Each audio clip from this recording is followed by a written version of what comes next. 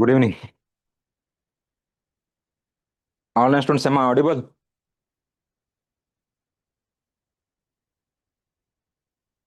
Anita, Bhagyashri,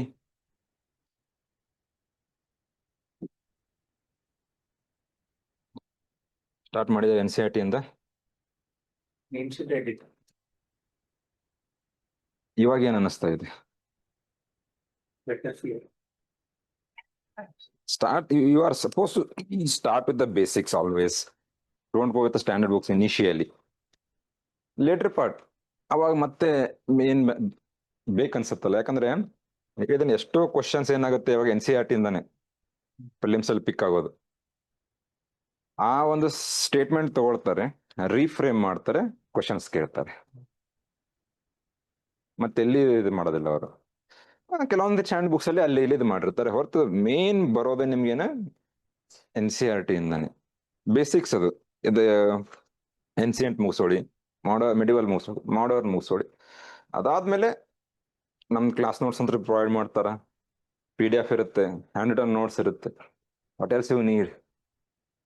don't go for the multiple sources. One source is enough, but go for the multiple revisions.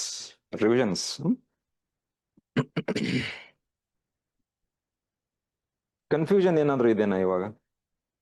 What I thought was 6, 7, 8 NCERTs I do. Okay. And divide multiple types because the language is easy also. They will explain you in a layman language. It's very nice to Yeah, look at it. because they are 6th standard students. Then how you are going to explain to them? ತುಂಬಾ ಚಿಕ್ಕ ಮಕ್ಕಳು ಇರ್ತಾರೆ, ಅವ್ರು explain ಮಾಡ್ಬೇಕಂದ್ರೆ ಅದೇ ರೀತಿ ಇರ್ಬೇಕಲ್ವಾ. So ಹೀಗಾಗಿ ನಮಗೆ ಏನಾಗುತ್ತೆ, ಈಸಿ ಗ್ರಾಸ್ಪ್ ಆಗುತ್ತೆ ಅದು. ಸೊ ಅದಕ್ಕೆ ಏನ್ ಮಾಡಿ ಮುಗಿಸ್ಕೊಡಿ ನೀಟಾಗಿ. ಅದಾದ್ಮೇಲೆ ಕ್ಲಾಸಲ್ಲಿ ಅಂತೂ ನಾನು ನಿಮ್ಗೆ ಏನೇ ಡೌಟ್ಸ್ ಇದ್ರು ಅಂತ ಕ್ಲಾರಿಫೈ ಮಾಡಿರ್ತೀನಿ ಇವಾಗ. More than enough. Sir, after these 3 NCERTs, I thought like I'll take 11th standard Tamil Nadu board and that's it. I won't like. More than enough. More than enough. Don't go for the world history right now. Ancient, medieval, modern. So world history, I read normal law, 2 chapters. Don't go for the world history in the beginning. Definitely. Long back I did that. It will create a chaos in your mind. Definitely. That's why. First try to understand your home. First you understand your home. Then go for the. Okay. That's fine. ಮೊದಲು ನಮ್ಮ ಮನೆ ಬಗ್ಗೆ ನಾವು ನೀಟಾಗಿ ಅರ್ಥ ಮಾಡ್ಕೊಳ್ಳೋಣ. Because there is a relationship between the Indian history and the world history, right? First, we need to understand our history first in a proper way. Then go for the world history. And I will be there to guide you, right? So ಅದಕ್ಕೆ ಏನ್ discuss ಮಾಡಿದ್ದೀನಿ ನೀನು briefly? So after later Mughals discuss ಮಾಡಿದ್ವಿ. Okay, ಹೌದಾ? ಇನ್ನು start ಮಾಡಿದ್ವಲ್ಲ. When did Aurangzeb died? ಯಾವತ್ತಿರ ಹೋಗ್ತಾನೆ? 1707. But the rulers who came after the Aurangzeb were not a able administrator. ಉತ್ತಮ ಆಡಳಿತಗಾರರು ಆಗಿರ್ಲಿಲ್ಲ. ಹೀಗಾಗಿ ಏನಾಗುತ್ತೆ, 1707 ಇಂದ ಯಾವಾಗ ಔರಂಗಜೇಬ್ ತೀರಿ ಹೋಗ್ತಾನಲ್ಲ, ಅವಾಗ ಏನಾಗುತ್ತೆ, ಮೊಘಲ್ ಎಂಪೈರ್ ಏನಾಯ್ತು, ಕೊಲ್ಯಾಪ್ಸ್ ಆಗ್ಲಿಕ್ಕೆ ಸ್ಟಾರ್ಟ್ ಆಗುತ್ತೆ. ಅವತ್ತೇನೆ ಕೊಲ್ಯಾಪ್ಸ್ ಆಗೋದಿಲ್ಲ ಅದು. 1707 ಇಂದ ಹಿಡಿದು 1857 ವರೆಗೂ ರೂಲ್ ಮಾಡಿದ್ದಾರೆ. They ruled from 1707 till 1857, but they were not the able administrator, and there was a financial crisis. There was a rise of many enemy states. Maratha, Sikhs, ಆರ್ಥಿಕ ಬಿಕ್ಕಟ್ಟಿತ್ತು, ಹಲವಾರು ರೀತಿಯಾದಂತ ಇವಾಗ ರಾಜಮನೆತನಗಳು ಹುಟ್ಕೊಂಡು ಅವ್ರು ಏನ್ ಮಾಡಿದ್ರು, they started questioning the sovereignty of the Mughals, right? So first ಯಾರು? Bahadur Shah first. ಎಲ್ಲಾರನ್ನು discuss ಮಾಡೋ ಅವಶ್ಯಕತೆ ಇಲ್ಲ, ಇಲ್ಲಿ ಮೇನ್ ಯಾರು ಬರ್ತಾರಲ್ಲ ಅವ್ರನ್ನ ಮಾತ್ರ ಡಿಸ್ಕಸ್ ಮಾಡೋಣ ಅಂತೆ. ಅಂದ್ರೆ ಎಕ್ಸಾಮ್ ಪಾಯಿಂಟ್ ಆಫ್ ವ್ಯೂ ಏನ್ ಬರುತ್ತಲ್ಲ ಅದನ್ನ ಡಿಸ್ಕಸ್ ಮಾಡೋಣ. 1707 to 1712. Bahadur Shah first. He was also called as Shah Alam first. So, then explain ಮಾಡಿದ್ದೆ ನಿಮಗೆ. When he came to the throne, there were many challenges before him, right? ತುಂಬಾ ಸವಾಲುಗಳಿತ್ತು ಅವನ ಎದುರುಗಡೆ. ಏನ್ ಸವಾಲುಗಳಿತ್ತು? What were the challenges he was facing when he came to the throne? Sir, first, how he deal with Rajputs? Because Aurangzeb has alienated the Rajputs. ತುಂಬಾ ದೂರ ಇಟ್ಟಿದ್ದ. But ಆ ರಜಪೂತ್ ಮತ್ತೆ ಮೊಘಲರ ಮಧ್ಯೆ ಏನಿತ್ತು, ಒಂದು ಮ್ಯಾಟ್ರಿಮೋನಿಯಲ್ ರಿಲೇಷನ್ಸ್ ಇತ್ತು. Because Akbar went on to marry Jodhabai. So he went on to establish a proper or matrimonial relations with the Rajput. Rajput ಜೊತೆ ಒಂದು ವೈವಾಹಿಕ ಸಂಬಂಧವನ್ನ ಹೊಂದಿದ್ದ. ಅವರ ಒಂದು ಸಹಾಯದಿಂದ ಅವನೇನ್ ಮಾಡಿದ್ದ, ತನ್ನ ಒಂದು ಸಾಮ್ರಾಜ್ಯವನ್ನ ಕಟ್ಟಿದ್ದ. ಯಾರು? Akbar. Akbar went on to build the empire with the help of the Rajputs. But the Aurangzeb kept the Rajputs far away from him, and even he started attacking the Rajputs. First Rajputs, then Marathas, because he released Sahu. There was a conflict between Sahu and Tarabai. As I told yesterday, Tarabai ಮತ್ತೆ Sahu ಮಧ್ಯೆ ಒಂದು conflict ಆಯ್ತು. But Sahu came to the power. There was a Marathas also threat. Sikhs were threat for him because Aurangzeb and Jahangir went on to execute some of the gurus of the Sikh religion. Sikh ಗುರುಗಳನ್ನ ಅವ್ರು ಏನ್ ಮಾಡಿದ್ರು, execute ಮಾಡಿದ್ರು public ಅಲ್ಲಿ. So ಹಾಗಾಗಿ ಏನಾಗಿತ್ತು, ಸಿಖ್ಸ್ ಮತ್ತೆ ಮೊಘಲ್ಸ್ ಮಧ್ಯೆ ಒಂದು ಕನ್ಫ್ಲಿಕ್ಟ್ ಇತ್ತು. So they had conflict with many other kingdoms first of all, and there was a financial crisis because Aurangzeb spent all his money in capturing the Deccan. Financial crisis. So you are supposed to what? You are supposed to run the entire administration. You have the large empire. How you are going to run the empire? You don't have the money. ನಿಮ್ಮ ಹತ್ರ ಹಣನೇ ಇಲ್ಲ. ಅಷ್ಟು ದೊಡ್ಡ ಸಾಮ್ರಾಜ್ಯವನ್ನ ನೀವು ಇವಾಗ ನಡೆಸಬೇಕಂದ್ರೆ ಏನ್ ಬೇಕು? ದುಡ್ಡು ಬೇಕು. ಹೌದಾ? ಜಾಗೀರ್ದಾರಿ ಅಂತ ಹೇಳಿದ್ದೆ ನಿನಗೆ. Jagirdari system. Jagirdari system means what? Instead of like paying them in revenue, they will give you a piece of a land. ಭೂಮಿಯನ್ನ ಕೊಡ್ತಾರೆ, ಅದರಿಂದ ಏನ್ ಟ್ಯಾಕ್ಸ್ ಬರುತ್ತಲ್ಲ ಅದು ಏನಾಗುತ್ತೆ, ನಿಮ್ದು ಸ್ಯಾಲ್ರಿ ಇರುತ್ತೆ. ನೀವೆಲ್ಲ ಹೇಗಾಗಿತ್ತು ಅಂದ್ರೆ ಸಿಕ್ಕೋರ್ಗೆಲ್ಲ ಭೂಮಿ ಕೊಟ್ಬಿಟ್ಟಿದ್ದಾರೆ. ಇವಾಗ ರಾಜನ ಹತ್ರನೇ ಭೂಮಿ ಇಲ್ಲ. ಇವಾಗ ಫಾರ್ ಎಕ್ಸಾಂಪಲ್ ನಿನ್ನೆ ಹೇಳಿದ್ದೆ, 100 rupees ಅಲ್ಲಿ 40 rupees on salary, 30 rupees expenditure. 30 rupees ಯಾರಿಗೆ ಕೊಡ್ಬೇಕಾಗಿತ್ತು? ಅವರು ಮೊಘಲ್ ಸ್ಟೇಟ್ ಟ್ರೆಜರಿ ಕೊಡ್ಬೇಕಾಗಿತ್ತು. ಅವ್ರು ಕೊಡ್ತಾನೆ ಇಲ್ಲ ಇವಾಗ. ಹೀಗಾಗಿ ಏನಾಗ್ತಾ ಇದೆ, ಇವಾಗ ಟ್ರೆಜರಿ ಖಾಲಿ ಇದೆ, ಬರುವಂತ ಟ್ಯಾಕ್ಸ್ ಕೂಡ ಏನಾಗಿದೆ, ನಿಂತು ಹೋಗಿದೆ. ಸೊ ಹೇಗ್ ನಡೆಸ್ತೀರಾ ನೀವು administration? you call this like failure of federal structure as well? Not federal structure. How can you call a federal structure? Because you don't have a democratic system there. You have a monarchy. So what do you call? So there's no like collective term. It is a kingship. Kingship. ಅಲ್ಲಿ ಯಾವುದೇ ರೀತಿಯ ಪ್ರಜಾಪ್ರಭುತ್ವ ಇಲ್ಲ. Central government ಇದೆ, state government ಇದೆ ಅಂತಿಲ್ಲ. ಏನ್ ಮಾಡ್ತಾ ಇದ್ರು ಗೊತ್ತಾ? ಫಾರ್ ಎಕ್ಸಾಂಪಲ್ ಇವಾಗ ಎಂಪೈರ್ ಇದೆ, ಒಂದು ಮೊಘಲ್ ಎಂಪೈರ್ ಇದೆ. ಅವ್ರು ಏನ್ ಮಾಡ್ತಾ ಇದ್ರು, they will divide the empire into many provinces, ಪ್ರಾಂತ್ಯಗಳು, provinces, and they will appoint their own family people to look after the provinces. Suppose to Mughal empire, ನಾನು ರಾಜ, ನಾನೇನ್ ಮಾಡ್ತೀನಿ, ಇವಾಗ ಪ್ರಾವಿನ್ಸಸ್ ಕ್ರಿಯೇಟ್ ಮಾಡ್ತೀನಿ, ಪ್ರಾಂತ್ಯಗಳು ಕ್ರಿಯೇಟ್ ಮಾಡ್ತೀನಿ. ಆ ಪ್ರಾಂತ್ಯಗಳ ಆಡಳಿತ ಅಡ್ಮಿನಿಸ್ಟ್ರೇಷನ್ ನೋಡ್ಕೊಳ್ಳಿಕ್ಕೆ ನಾನೇನ್ ಮಾಡ್ತೀನಿ, ನನ್ನ ಫ್ಯಾಮಿಲಿದಲ್ಲಿ ಯಾರು ಇರ್ತಾರ, ನನ್ನ ರಿಲೇಟಿವ್ಸ್ ಆಗಿರ್ಬೋದು, ಇಲ್ಲ ರಾಜ್ಕುಮಾರ್ ಮೀನ್ಸ್ ಪ್ರಿನ್ಸಸ್, ಮೈ ಸನ್, ಓನ್ ಸನ್, ಅವ್ರನ್ನ ಅಪಾಯಿಂಟ್ ಮಾಡ್ತೀನಿ ನಾನು. ಈ ರೀತಿ ಅಡ್ಮಿನಿಸ್ಟ್ರೇಷನ್ ನಡೀತಾ ಇತ್ತು ಹೊರತು, and it was completely centralised administration, ಕೇಂದ್ರೀಕೃತವಾದಂತ ಆಡಳಿತ ವ್ಯವಸ್ಥೆ. ಅಂದ್ರೆ ಏನು? Each and everything will be controlled only by the king, executive, judiciary, everything. So ಹಾಗಿದ್ಮೇಲೆ ನಿಮ್ಗೆ ಫೆಡರಲ್ ಸ್ಟ್ರಕ್ಚರ್ ಎಲ್ಲಿ ಬಂತಲ್ಲಿ ನಿಮ್ಗೆ, ಅಲ್ವಾ? ಫೆಡರಲ್ ಸ್ಟ್ರಕ್ಚರ್ ಅನ್ನೋದೇ ಇಲ್ಲ. So you can say that there was a collapse of the central administration, not the federal administration. ಕೇಂದ್ರ ಸರ್ಕಾರ ಸಂಪೂರ್ಣವಾಗಿ ಕೊಲ್ಯಾಪ್ಸ್ ಆಗ್ತದೆ. ದುಡ್ಡೇ ಇಲ್ಲ ನಿಮ್ಮ ಹತ್ರ. ಇವಾಗ ಎಲ್ಲರೂ ಬಂದು ಅಟ್ಯಾಕ್ ಮಾಡ್ತಾ ಇದ್ದಾರೆ. ಇವಾಗ ಈ ರೀತಿಯಾದಂತ ಚಾಲೆಂಜಸ್ ಯಾರು ಫೇಸ್ ಮಾಡ್ತಾರೆ ಇವಾಗ?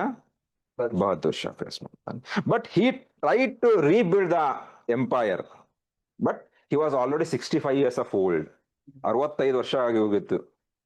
ರಿಟೈರ್ಡ್ ಆಗೋ ಟೈಮಲ್ಲಿ ಅವನೇನ್ ಮಾಡಿದಾನೆ, ರೂಲ್ ಮಾಡ್ತಾ ಇದ್ದಾನೆ. ಹೀಗಾಗಿ ಆಗ್ಲಿ ರೀಬಿಲ್ಡ್ ಮಾಡಿ ಟ್ರೈ ಮಾಡ್ತಾನೆ, ಆದ್ರೆ ಆಗ್ಲಿಲ್ಲ. ಅಂದ್ರೆ ವಾಪಸ್ ಮುಂಚೆ ಯಾವ ರೀತಿ ಇದ್ರಲ್ಲ ಅವರು, ಔರಂಗಜೇಬ್ ಇರೋವರೆಗೂ, ಆ ರೀತಿ ವಾಪಸ್ ನನ್ನ ಎಂಪೈರ್ನ ರೀಬಿಲ್ಡ್ ಮಾಡ್ಬೇಕು ಅಂತ ಅನ್ಕೊಳ್ತಾನೆ ಅವನು. ಆಗೋದಿಲ್ಲ. So after his death he was succeeded by Jahandar Shah. 1712 to 1713. 1712 to 1713. After his death, he was succeeded by Jahandar Shah. 1712 to 1713. 1 year, sir. Not only year. He ruled for around 6 to 7 months. ಮುಗಿದಿಲ್ವಾ ನಿಮ್ಗೆ? History ಮುಗಿದಿತ್ತಲ್ವ? Modern ಮುಗಿದು. Okay. ಇವಾಗ ಈ ರೀತಿ ಯಾಕೆ ಆಗ್ತಾ ಇದೆ ಅನ್ಸುತ್ತೆ ನಿಮ್ಗೆ? Because look, Aurangzeb went on to rule for 50 years. 50 ವರ್ಷ ಆಳ್ವಿಕೆ ಮಾಡ್ತಾನೆ. But these people are ruling in months. Reason ಏನಿರ್ಬೋದು ಅನ್ಸುತ್ತೆ? So because there are too many rivalries among the people there. They were not at all interfering in the central administration of the Mughals, Rajputs. And even the Marathas knew that still they are strong. And Marathas, they did not interfere in the internal matters of the, then one reason, come. Why they were ruling for in months? Because the Aurangzeb ruled for years, but they were ruling in months, 6. Troubles for the throne. You can say that, yeah, internal conflict. Antarika kalagala between Baladeva and Bahubali. What will happen when there will be an internal conflict? The outsider in the The third party will take the misuse. They will take the advantage of that. Administration was also not big. You can say then. Suppose ಇಲ್ಲಿ ಯೋಚನೆ ಮಾಡಿ ಇವಾಗ ನಿಮ್ಮ ability ಮೂಲಕ ನೀವು king ಆಗಿದ್ರೆ ನೀವೇನ್ ಮಾಡ್ತೀರಾ? You have become the king on your own abilities. Then what will you do? Expand. Then you will rule as per your wishes, right? But here they are becoming the king with the help of the nobles. ಅಧಿಕಾರಿಗಳು ಅಂತ ನಾವೇನ್ ಕರಿತೀವಲ್ಲ, ministers ಅಂತ ನಾವೇನ್ ಕರಿತೀವಲ್ಲ, minister ಸಹಾಯ ತಗೊಂಡ್ಬಿಟ್ಟು ಅವ್ರು ಏನ್ ಮಾಡ್ತಾ ಇದ್ದಾರೆ, ಇವಾಗ ರಾಜ ಆಗ್ತಾ ಇದ್ದಾರೆ. ಹಾಗಿದ್ಮೇಲೆ ಯಾರ ಮಾತನ್ನ ಕೇಳ್ಬೇಕು ಇವಾಗ ನೀವು? ಏನಾಗಿತ್ತು ಅಂದ್ರೆ, ಸಿಂಪಲ್ ಆಗಿ ಹೇಳ್ತೀನಿ ಕೇಳಿ. ಗ್ರೂಪ್ಸ್ ಇತ್ತು ಮಿನಿಸ್ಟರ್ಸ್ ಅಲ್ಲೇ. ಯಾವ ರೀತಿ ಗ್ರೂಪ್ಸ್ ಇತ್ತು ಅಂದ್ರೆ, Irani, ತುರಾನಿ and Indian Muslims. Suppose 40 ಜನ ಮಿನಿಸ್ಟರ್ ಇದ್ದಾರೆ ಅಂತ ಇಟ್ಕೊಳ್ಳಿ. ಒಂದು ಗ್ರೂಪ್ ಇರಾನಿ, ಒಂದು ಗ್ರೂಪ್ ತುರಾನಿ, ಇನ್ನೊಂದು ಗ್ರೂಪ್ ಇಂಡಿಯನ್ ಮುಸ್ಲಿಮ್ಸ್. ಮಿನಿಸ್ಟರ್ಸ್ ಅಲ್ಲೇ ಇದು ಏನಾಗಿದೆ, ಗುಂಪುಗಾರಿಕೆ, ಅವರವರಲ್ಲೇ ಮಧ್ಯೆ ಡಿವೈಡ್ ಆಗೋಗ್ಬಿಟ್ಟಿದೆ. ಸಪೋಸ್ ಇವಾಗ ಇರಾನಿ ಗ್ರೂಪ್ ಏನ್ ಮಾಡುತ್ತೆ ಅಂದ್ರೆ, ನಮಗ್ ಬೇಕಾದಂತ ವ್ಯಕ್ತಿ ಏನಾಗ್ಬೇಕು, ಕಿಂಗ್ ಆಗ್ಬೇಕು ಅಂತ ಅವ್ರು ಟ್ರೈ ಮಾಡ್ತಾರೆ. Irani group will try that. They wanted their person to become the next king. ಆದ್ರೆ ಏನಾಗುತ್ತೆ ಇವಾಗ, ಸಪೋಸ್ ನಿಮಗ್ ಬೇಕಾ, ಫಾರ್ ಎಕ್ಸಾಂಪಲ್ ನಾವು ಇಟ್ಕೊಳ್ಳಿ, ಇವಾಗ ನೀವು ಇರಾನಿ, ನೀವು ತುರಾನಿ, ನಾ ಇಂಡಿಯನ್ ಮುಸ್ಲಿಂ ಅಂತ. ನಿಮಗ್ ಬೇಕಾದಂತ ಒಬ್ಬನು ಕಿಂಗ್ ಆದ ಅಂತ ಇಟ್ಕೊಳ್ಳಿ. ಅವನು ಏನ್ ಮಾಡ್ತಾನೆ, ನಿಮ್ಗೆ 2 BHK ಫ್ಲಾಟ್, ಕಾರು ಎಲ್ಲ ಕೊಡಿಸ್ತಾನೆ. ನಮ್ಮಿಬ್ರಿಗೆ ಏನು ಕೊಡೋದಿಲ್ಲ ಅವನು. ನಾವು ಇಬ್ರು ಏನ್ ಮಾಡ್ತೀವಿ, ಹೇಗಾದ್ರೂ ಮಾಡಿ ಅವನ್ ಏನ್ ಮಾಡ್ಬೇಕು, ಇವಾಗ ಎಲಿಮಿನೇಟ್ ಮಾಡ್ಬೇಕು. ನೀವು ಟ್ರೈ ಮಾಡ್ತೀನಿ, ನಾನು ಟ್ರೈ ಮಾಡ್ತೀನಿ, ಹೌದಾ? ಇವನ್ ಎಲಿಮಿನೇಟ್ ಅದ. ನೀವು ತುರಾನಿ, ನಿಮಗ್ ಬೇಕಾದಂತ ವ್ಯಕ್ತಿ ಕಿಂಗ್ ಆಗಿಬಿಟ್ಟ, ಅವನ್ ಏನ್ ಮಾಡ್ತಾನೆ, ಅವ್ರು 2 BHK ಕೊಟ್ಟಿದ್ರು, ನಾನೇನು 3 BHK ಕೊಡ್ತೀನಿ, ನಾನೇನ್ ಟ್ರೈ ಮಾಡ್ತೀನಿ, ಹೇಗಾದ್ರೂ ಮಾಡಿ ನನ್ ವ್ಯಕ್ತಿ ಆಗ್ಬೇಕಲ್ಲ. ಇವರಿಬ್ರು ಆರಾಮಾಗಿದ್ದಾರೆ, ನಾನೇನ್ ಮಾಡ್ಲಿ ಇವಾಗ? So they had their own conflicts. Nobles ಏನ್ ಮಾಡ್ತಾ ಇದ್ದಾರೆ ಇವಾಗ, they went on to become the kingmakers. ಈ ರೀತಿಯಿಂದ ಏನಾಗ್ತಾ ಇದೆ, ಇಲ್ಲಿ ಕನ್ಫ್ಲಿಕ್ಟ್ ಆಗ್ತಾ ಇದೆ. ಹಾಗಾಗಿ ಅವ್ರು ಏನ್ ಮಾಡ್ತಾರೆ, ಒಂದು ಅವರಲ್ಲಿ ಎಬಿಲಿಟೀಸೇ ಇಲ್ಲ. First of all, Kings they did not have the proper abilities, and these people have become the kingmakers. ಈ ರೀತಿಯಿಂದ ಏನಾಗಿದೆ, ಇವಾಗ ಅವರು 6 ತಿಂಗಳು, 8 ತಿಂಗಳು, 1 ವರ್ಷ, 2 ವರ್ಷ, ಇಷ್ಟೇ ಅಂದ್ರೆ ಶಾರ್ಟರ್ ಟೈಮ್ ನಲ್ಲಿ ಅವ್ರು ಏನ್ ಮಾಡ್ತಾ ಇದ್ದಾರೆ, ರೂಲ್ ಮಾಡ್ತಾ ಇದ್ದಿತ್ತು. Means they were just a puppet in the hands of their own ministers. For example, Jahandar Shah, he was just Zulfikar Khan ಅಂತ ಹೇಳ್ಬಿಟ್ಟು ಒಬ್ಬ ಮಿನಿಸ್ಟರ್ ಇರ್ತಾನೆ. He belong to the Irani group. ಅವನ್ ಹೇಗೆ ಹೇಳ್ತಾನಲ್ಲ ಕೇಳೋದು. ಅವನ್ ಬಿಲ್ಡಿಂಗ್ ಮೇಲಿಂದ ನೀನು ಜಂಪ್ ಮಾಡುತ್ತೆ. ಈ ಪರಿಸ್ಥಿತಿಯಲ್ಲಿ ಇವ್ರು ರೂಲ್ ಮಾಡ್ತಾ ಇದ್ರು. ಹೀಗಾಗಿ ಏನಾಗ್ತಾ ಇದೆ, they are ruling for the shorter period. ಇವಾಗ ಇವನ್ ಜುಲ್ಫಿಕಾರ್ ಖಾನ್ ಅನ್ನೋ ಇರಾನಿ ಗ್ರೂಪ್, ಇನ್ನೊಂದು ಗ್ರೂಪ್ ಇದೆ ತುರಾನಿ. ಅವ್ರು ಏನ್ ಮಾಡ್ತಾರೆ, ಏನಾದ್ರೂ ಮಾಡಿ ರಾಜನ್ನ ಕೊಂದ್ಬಿಡೋಣ, ವಿಷ ಹಾಕಾದ್ರೂ ಕೊಲ್ಲೋಣ, ಹೇಗಾದ್ರೂ ಕೊಂದ್ಬಿಡೋಣ. ಕೊಂದ್ಬಿಟ್ಟು ಏನ್ ಮಾಡೋಣ, ನಮಗೆ ಬೇಕಾದಂತ ವ್ಯಕ್ತಿ ಏನಾಗ್ಬೇಕು ಇವಾಗ, ಕಿಂಗ್ ಆಗ. ಸೊ ಈ ರೀತಿಯಾಗಿ ಏನ್ ಮಾಡ್ತಾರೆ, ಕಾನ್ಸ್ಪಿರಸೀಸ್ ಮಾಡ್ತಾ ಇದ್ರು. So ministers var running their own conspiracy theories. That's why they were ruling only in months. Next, Jahandar Shah. He introduced a system called as Izara system. UPSC prelims question. Izara system.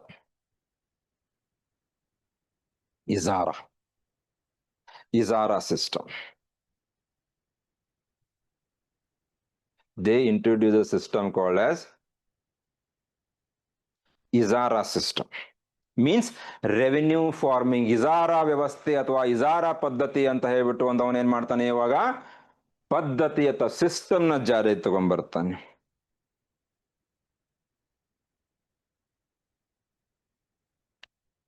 For example ಏನಾಗಿದೆ, financial crisis ಇದೆ ಇವಾಗ, ದುಡ್ಡು ಬರ್ತಾ ಇಲ್ಲ. ಅದಕ್ಕೆ ಅವನ್ ಏನ್ ಮಾಡ್ತಾನೆ, ಒಂದು ರೆವಿನ್ಯೂ ಸಿಸ್ಟಮ್ ಏನು, ಫಾರ್ ಎಕ್ಸಾಂಪಲ್ ಮುಂದೇನು ಬರ್ತಾವೆ, permanent zamindari system, ryotwari system, mahalwari system ಅಂತ ತುಂಬಾ ಬರ್ತವೆ.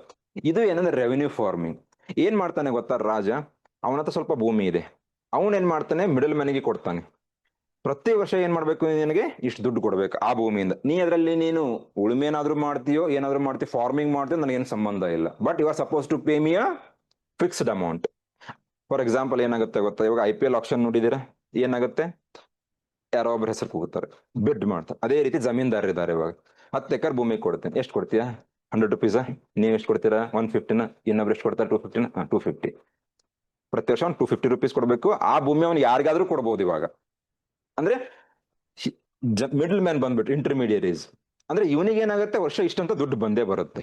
ಅಂದ್ರೆ ತನ್ನದೇ ಆದಂತ ಒಂದು ಫಿನಾನ್ಷಿಯಲ್ ಕ್ರೈಸಿಸ್ ಅಂತ ಏನಿತ್ತಲ್ಲ, ಆ ಫಿನಾನ್ಷಿಯಲ್ ಕ್ರೈಸಿಸ್ ನ ಟ್ರೈ ಮಾಡ್ಲಿಕ್ಕೆ ಅವನ್ ಏನ್ ಮಾಡ್ತಾ ಇದ್ದಾನೆ, ಇವಾಗ ಟ್ರೈ ಮಾಡ್ತಾ ಇದೆ. So ijara system means revenue farming ಅವರ ಕಾಂಟ್ರಾಕ್ಟ್ ಫಾರ್ಮಿಂಗ್. ಕಾಂಟ್ರಾಕ್ಟ್ ಬೇಸಿಸ್ ಮೇಲೆ ಏನ್ ಮಾಡ್ತಾರೆ ಇವಾಗ ಫಾರ್ಮಿಂಗ್ ಮಾಡೋದು. Revenue farming or contract farming means there will be a fixed amount, the middle man will pay to the king.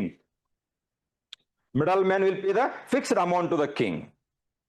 Means now the king will have the proper revenue flow, right? ಅಂದ್ರೆ ಅವನ ಚಿಂತೆ ಇಲ್ಲ ಇವಾಗ, ಇಷ್ಟು ವರ್ಷಕ್ಕೆ ನನಗೆ ಏನಾಗುತ್ತೆ, ಇಷ್ಟು ಅಂತ ದುಡ್ಡು ಬರುತ್ತೆ, ನಾನು ಹೇಗಾದ್ರೂ ಮಾಡಿ ಅಡ್ಮಿನಿಸ್ಟ್ರೇಷನ್ ಅನ್ನು ಏನ್ ಮಾಡ್ಬೋದು, ರನ್ ಮಾಡ್ಬೋದು. ಅಂದ್ರೆ ಅವ್ನ ಫಿನಾನ್ಷಿಯಲ್ ಕ್ರೈಸಿಸ್ ಅಂತ ಏನಿತ್ತಲ್ಲ ಅದನ್ನ ಸಾಲ್ವ್ ಮಾಡ್ಲಿಕ್ಕೆ ಅವನ್ ಏನ್ ಮಾಡಿದ, ಇಜಾರಾ ಸಿಸ್ಟಮ್ ಅಂತ ಹೇಳ್ಬಿಟ್ರು. ಅಂದ್ರೆ it is a farming system or revenue system or contract system. ಹೌದಾ? Middleman has to pay. Suppose I am the king, I have 100 acres. Okay, I will auction it. ನೀವೇನ್ ಮಾಡ್ತೀರಾ ಅವಾಗ, ಸರ್ ನಾನು ಇಷ್ಟೊತ್ತ ದುಡ್ಡು ಕೊಡ್ತೀನಿ ಅಂತ ಹೇಳ್ತೀರಾ. 10 acres ನಿಮಗೆ ಕೊಟ್ಟೆ ನಾನು, 200 ರುಪೀಸ್. ಅವ್ರು ಏನ್ ಮಾಡ್ತಾರೆ, ಸರ್ ನಾನು 20 acres ಬೇಕು, 500 ರುಪೀಸ್. ಸೊ ಪ್ರತಿ ವರ್ಷ ನೀವು ನನಗೆ 200 ಅವ್ರ 500, ಈ ರೀತಿಯಾಗಿ ನೀವು ಅದು ಫಾರ್ಮಿಂಗ್ ಮಾಡಿ ಬಿಡಿ, ನನ್ನ ಸಂಬಂಧ. ನೀವು ಎಲ್ಲಿಂದ ತಂದು ಕೊಡ್ತೀರಾ ನನ್ನ ಸಂಬಂಧ ಇಲ್ಲ. But the middle man has to pay the fix amount to the king. Revenue farming ಅದ ಕಾಂಟ್ರಾಕ್ಟ್ ಫಾರ್ಮಿಂಗ್. ಇವಾಗ ಜಹಾಂದಾರ್ ಶಾ ಇದ್ದಾನೆ, ಇಲ್ಲಿ ಏನಾಗ್ಬಿಡುತ್ತಪ್ಪ ಅಂದ್ರೆ ಈ ಗ್ರೂಪ್ ಏನಿತ್ತಲ್ಲ, ತುರಾನಿ ಇರಾನಿ ಇವ್ರವ್ರ ಮಧ್ಯೆ ಕನ್ಫ್ಯೂಸ್ ಸ್ಟಾರ್ಟ್ ಆಗ್ಬಿಡುತ್ತೆ. ಸೊ ಅವಾಗ ಏನಾಗುತ್ತೆ, ಜಹಾಂದಾರ್ ಶಾಗೆ ಒಬ್ಬ ನೆಫ್ಯೂ ಇರ್ತಾನೆ, ಅಳಿಯ, ಸೋದರ ಅಳಿಯ ಅಂತ ನಾವೇನ್ ಕರಿತೇವೆ, ಅವನ ಮಧ್ಯೆ ಮತ್ತೆ ಜಹಾಂದಾರ್ ಶಾ ಮಧ್ಯೆ ಕನ್ಫ್ಯೂಸ್ ಸ್ಟಾರ್ಟ್ ಆಗ್ಬಿಡುತ್ತೆ. ಏನಂತ, ನಾನು ಇವಾಗ ಪವರಿಗೆ ಬರ್ತೀನಿ, ನಿನ್ನ ಬಿಟ್ಕೊಡು ಅಂತ ಹೇಳ್ಬಿಟ್ಟು. And he was Farrukhsiyar. Remember the name, ಮುಂದಿನ ಕ್ಲಾಸ್ ಅಲ್ಲಿ ತುಂಬಾ ಕಡೆ ಬರ್ತಾನೆ Farrukhsiyar. Farrukhsiyar defeated Jahandar Shah and came to the throne. ನೆನಪಿಡಿ ಅದನ್ನು.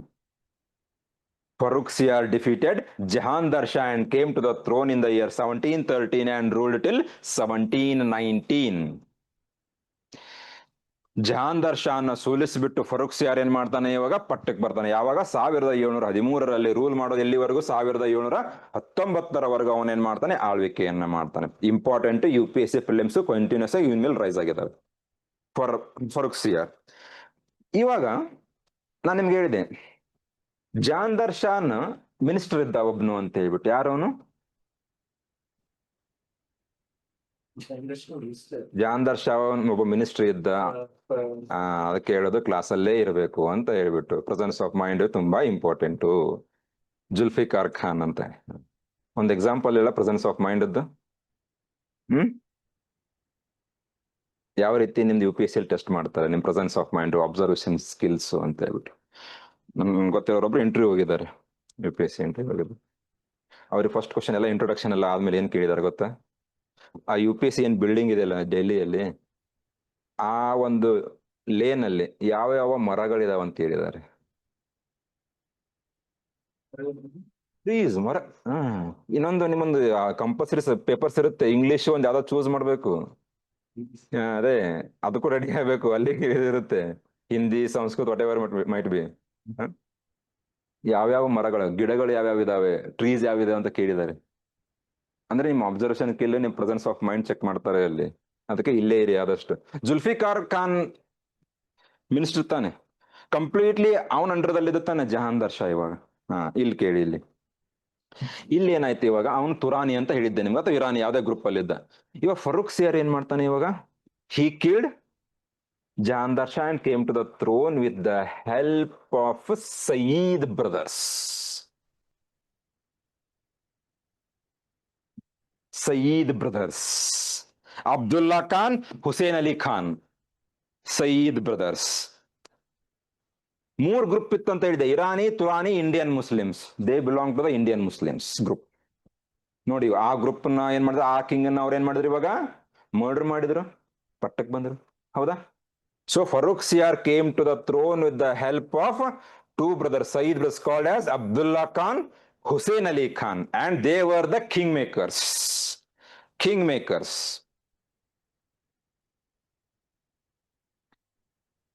Modern India engaged to the public.